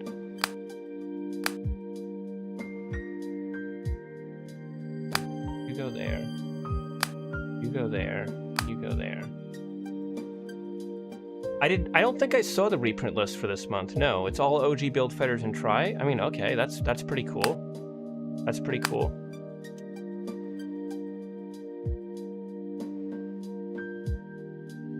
I remember they did a poll for what the next wing-related real grade should be, and the Epion won by a huge margin. Wasn't that poll really old? Like, I'm pretty sure that poll was like 7 or 8 years before they actually made the Epion. I kind of don't think those might have had anything to do with each other. I don't think that those were really connected.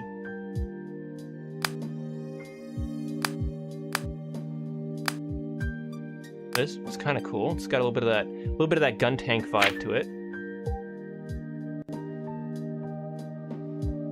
Friend just got an HD Dunban. I've never felt more jealous. Yeah, the those HD like non-Gundam kits they've been doing recently, like the Dunbine and the Elgime and Dragonar and Scope Dog, like those have been some pretty cool models from what I've seen. I do kind of want to try some of those out at some point.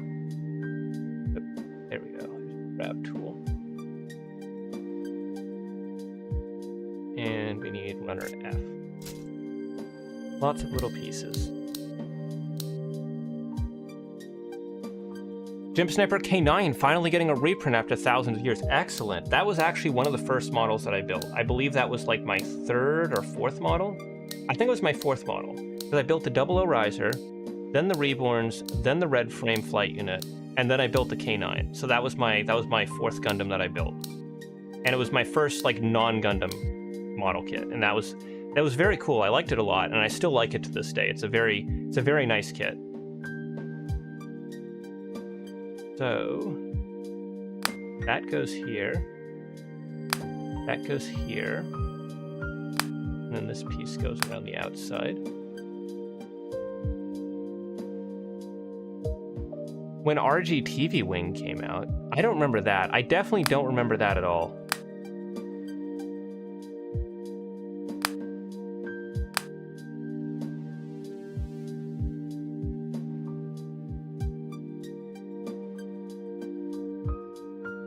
I want an HD GPO-1 Revive in the same style as Engage Zero. That would be pretty neat. That would be pretty neat. What do you do? Where do you go? Oh, we'll figure it out. All right, G Runner. So this is going to be our upper arms. Or our lower arms, rather. Kind of funny how this is an orange runner, even though only 2 of the pieces on it are orange. The color choice for some of these runners seems a little all over the place.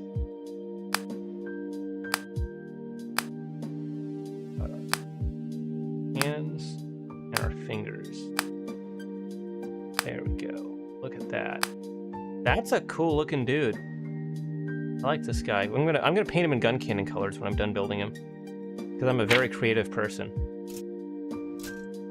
Always goes with the most obvious color choice possible.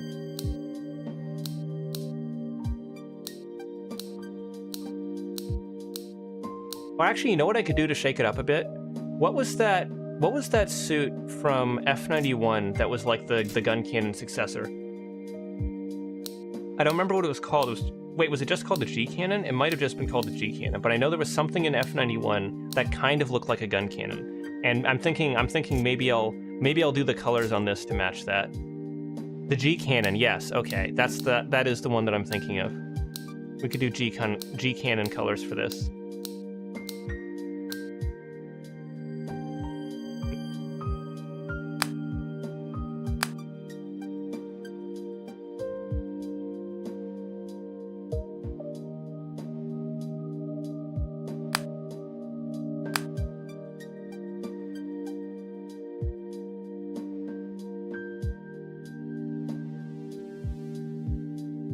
Head for the mech and the color scheme vaguely remind me of Roadbuster. I can kind of see it. It's got that bulky armored look. It's got the visored head. You could do the Gym Cannon 2 colors. Oh, I could. That'd actually look really cool. Yeah, that's another good contender. G Cannon Magna. Yeah, but the G Cannon Magna just has the regular gun cannon colors though.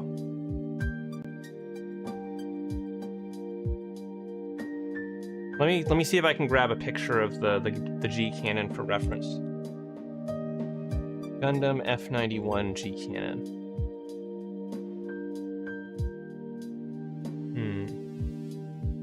Okay, it's like a whitish gray color. It's not as interesting of a color scheme as I remembered, so let me see. GM Canon. I think the GM Canon 2 is pretty similar in terms of color, so sort of. It's like a brown. It's got like brown armor. Yeah, I think I might go with an original color scheme. I'm not super interested in either of these colors. They're a little bland looking. So, let's see. You go there. You go there. You go there, and you go there. So these are the upper legs, and then these are the lower legs, and then we have feet. Okay, so there's the main body. 6, 7. Oh, this doesn't have decals. But I see they already preloaded in a gun cannon color scheme because they knew that that's what people would want to do, of course.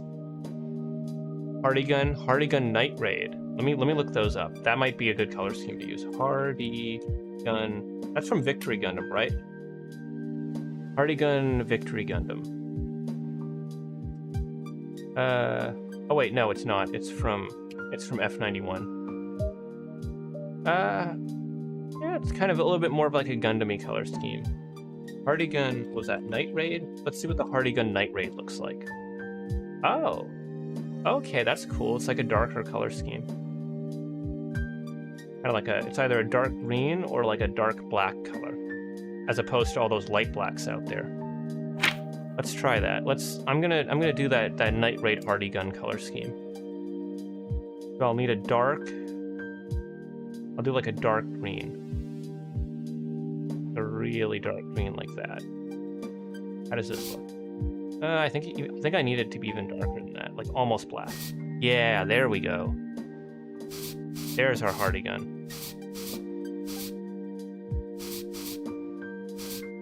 I'll start by making almost everything the dark color, and then I'll decide which section should be lightened up.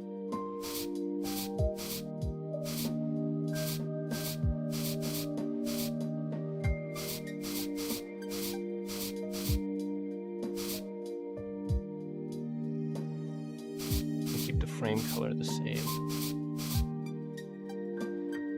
So, I think I'll add some orange accents. Not that bright of an orange.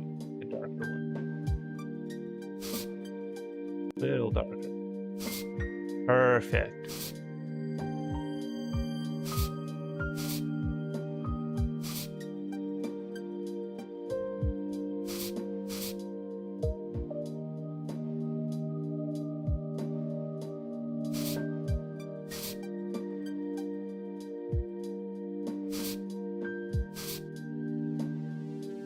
Then I'm going to switch back to the green, make that part green.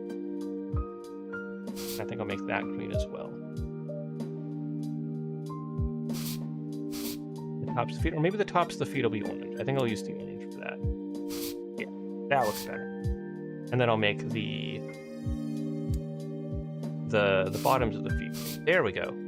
There we go. That's kind of cool. It's like a really, it's like Roadbuster, but it's nighttime. And I think I'll use a more neutral gray. No, that's the wrong green, or the wrong gray. I want to use like a really dark gray. Yeah, like that. I'll use a more neutral gray tone for the frame. There we go.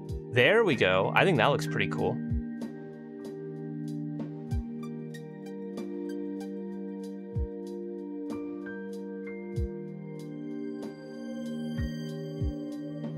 Do the Schutzwald color scheme. It's like the Gespensst cannon. Schutzwald. I'm assuming that's from SRW. Okay, yeah, it's like a yellowish tan color.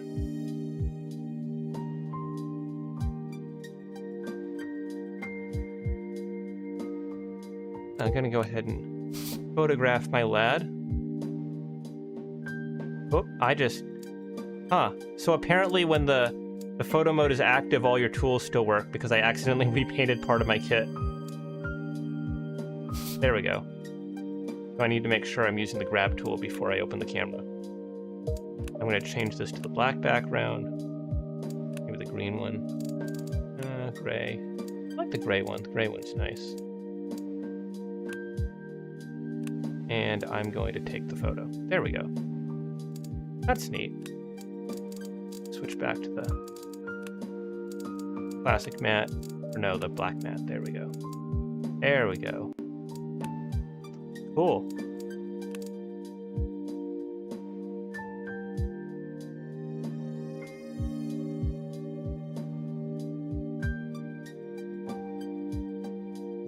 Is it 100% saturation green? I think I desaturated it a little bit. Thankfully, nothing in this game has individual articulated fingers, Kleber. I'm thinking I'm gonna do one more mech. Which one should we do? Let's do...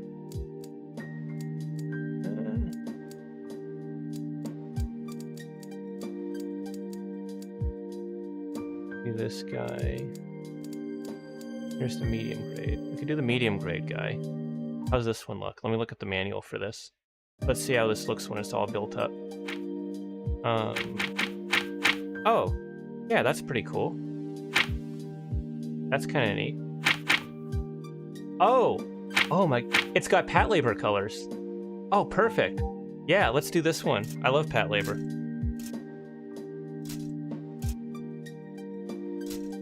Man, I love all the Mecha references in this. I was thinking it was just going to be like very Gundam focused, but it's got a really nice, diverse variety of different mecha that it draws inspiration from. I really appreciate that.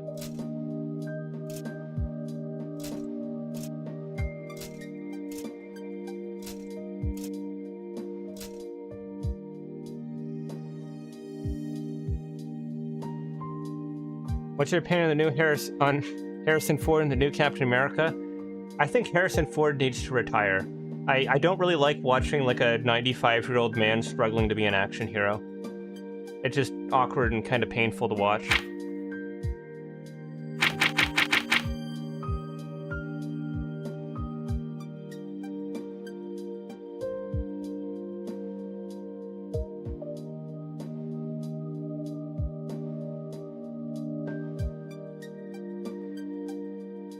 Where's our Big O representation? I have no idea. There's no Big O specifically, but there are a lot of other similar robots. Actually, you know what? Let me see if I can... I do like the idea of doing a super robot. Let's see. Mechazord. Yeah, let's do the Mechazord. Let's see how this guy looks. Oh yeah. There's our combiner. Sort of. I think it's a combiner. I don't know what's going on here. We could clarify it a bit when we add the color scheme to it, I guess.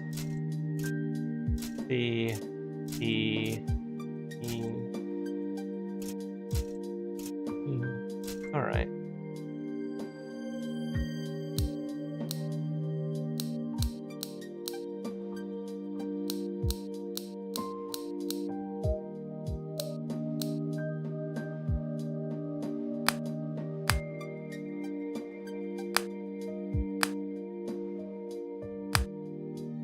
Snap. There we go. There's our head.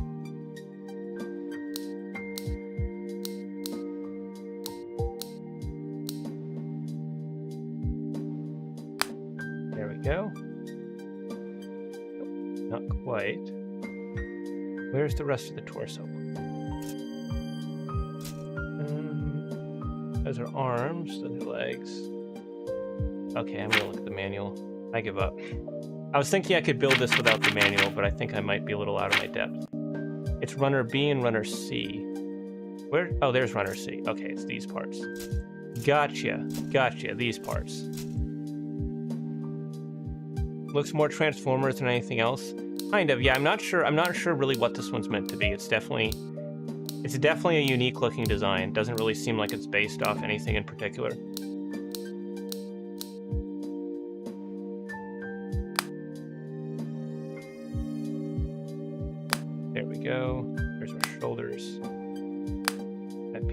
there. And our hip guards. Interesting kind of asymmetrical design.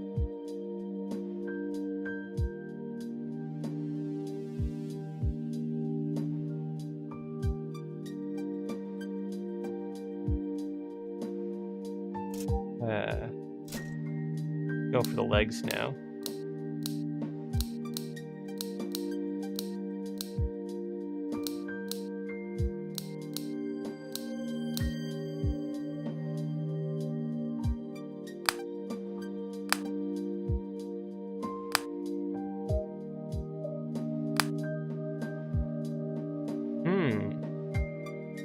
Interesting hip constructions. So these are arm parts. I think these are arm parts. But I think this is the remainder of the leg parts. This is another one that has like the triple segmented legs. It's like he's got double knee joints. Not in the sense that it's a double jointed bend, but in the sense that his legs have like 3 segments instead of 2. You end up with 2 joints in the middle of the leg. There. Big old dinosaur legs.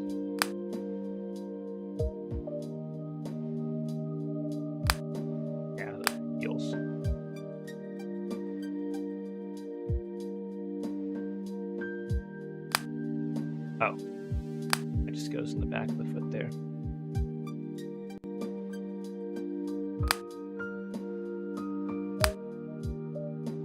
Now the legs snap on. There we go.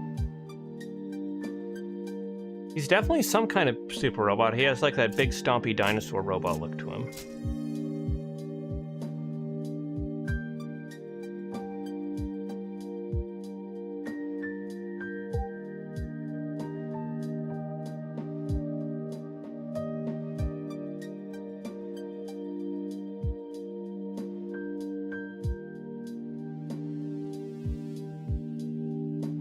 Oh no, thighs, I perfectly understand and appreciate thighs. It's just, the legs on this model are a little strange because like the legs are like 3 different segmented parts. He's got like the digigrade dinosaur legs, kind of. There's an extra knee joint in the middle. Not that I don't mind some good dinosaur thighs now and again.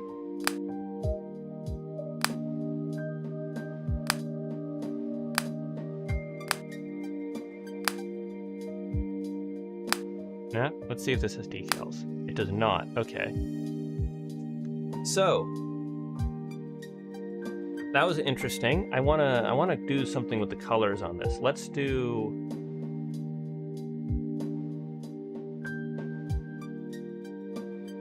How about a nice Constructicon green?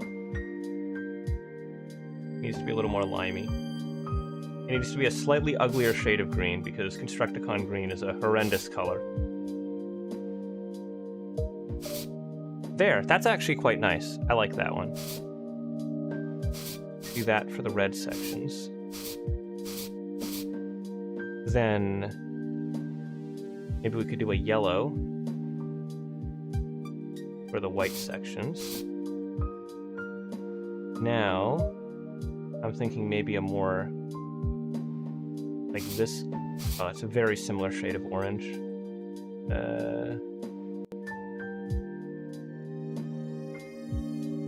I feel like that's a good construction orange. Yeah.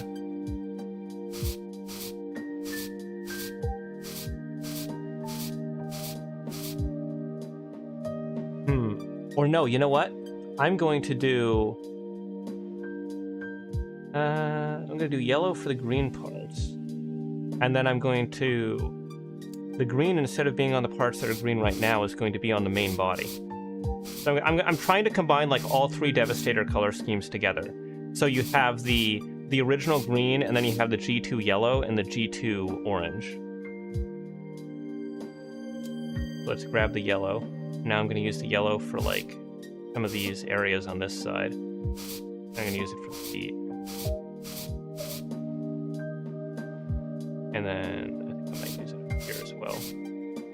And then I'm going to grab the orange and use that for the middle section there. I think I want the eyes to be like a kind of pinkish color. There we go. All right, that's something. Not quite what I expected when I started, but it's something. Reptile thigh. I mean, I don't know. Do I enjoy reptile thighs? No, they're all rough and scaly. I like those smooth anime thighs. Deathclaw GF went, look, I'm not that weird, okay? Deathclaws are too far. Needs Decepticon purple. Suppose I could do some purple accents on it. A little more purpley. Let's do a little bit of purple here and there. Maybe back there. How about in that window? There we go. There, that's nice. Some yellow, some purple, some orange, some green. A little bit all over the place.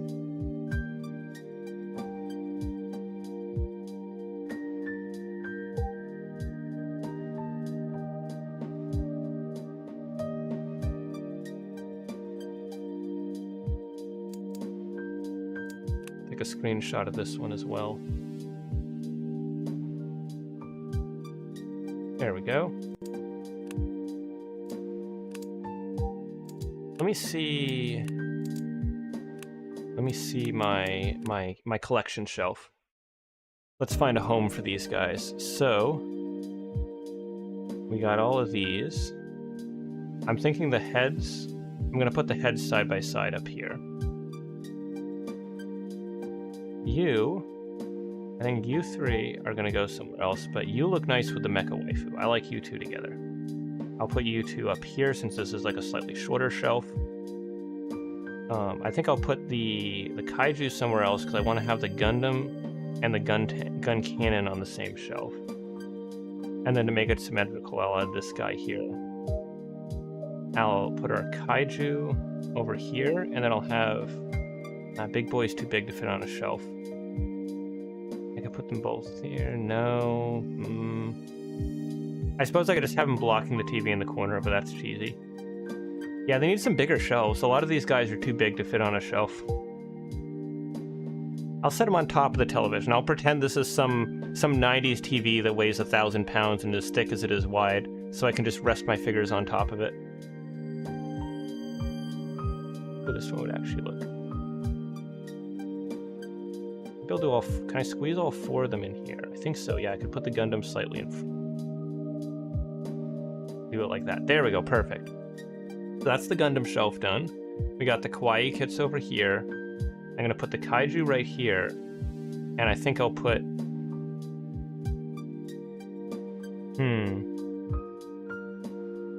I'll put them here. I'll put them on top of this shelf here. There we go.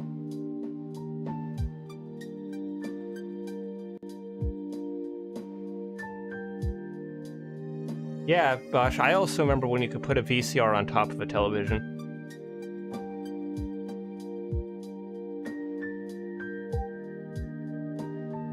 Well, that's a nice little display. I think that's a really cool way. I really like this mechanic because it's a cool way to show off your progression. You can really get to see like how many kits you've unlocked, how many kits you've built. This is a really clever thing to have here on the homepage or the main menu screen here. I think I actually might like to play this game on stream again sometime after I've unlocked all the units and I come back to do the kit bash mode. That would be a fun stream as well. Little warm-up prelude to Gundam Breaker. And I guess at some point we'll unlock... Yeah, okay, so in order to unlock Kit Bash is 20 models. Kit Bash is 20 models. Time Trial is complete all models. So once I complete all models, I'll be able to do Time Trial, which is like a speed build. But for Kit Bash, I just need to build 1, 2, 3, 4, 5, 6, 7, 8, 9, 10, 11. I need to build 9 more models in order to use the Kit Bash mode. So that shouldn't be too hard. How many kits are there for Advance of Zeta? Too many. Too many, man. There's just too many. And they never stop making them. If there's anything interesting in the settings. Nope, pretty standard stuff.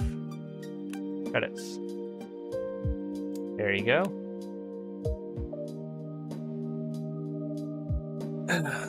So if you want to play this game yourself, Links down in the description. There is a demo, which I believe is just the tutorial units here at the beginning of the game, so you can build up all of these guys, and that's a pretty good time right there. But of course, if you want the full game, I believe it is, I think, $9.99 at launch, so it's going to be out on the 16th. I think I've had a pretty fun time with it. It's pretty chill, pretty relaxing.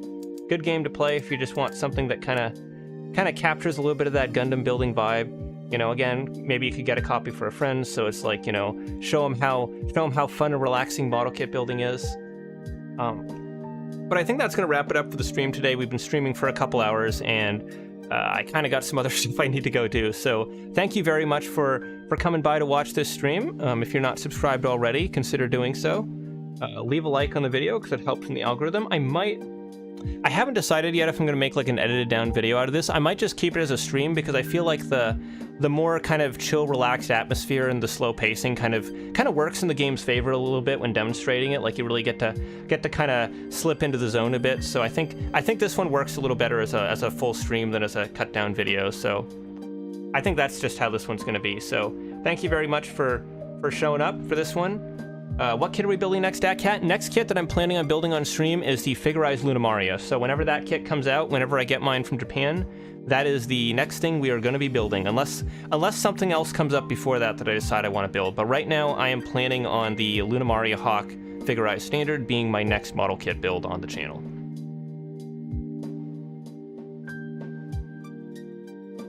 So thank you very much for watching. I just realized my avatar has been frozen for who knows how long. There we go. Now it's fixed. Thank you very much for watching. As always, I'm your host, Second Soundwave, and I'll see you next time. Take care, guys. I need to remember to end the stream on YouTube, not no BS.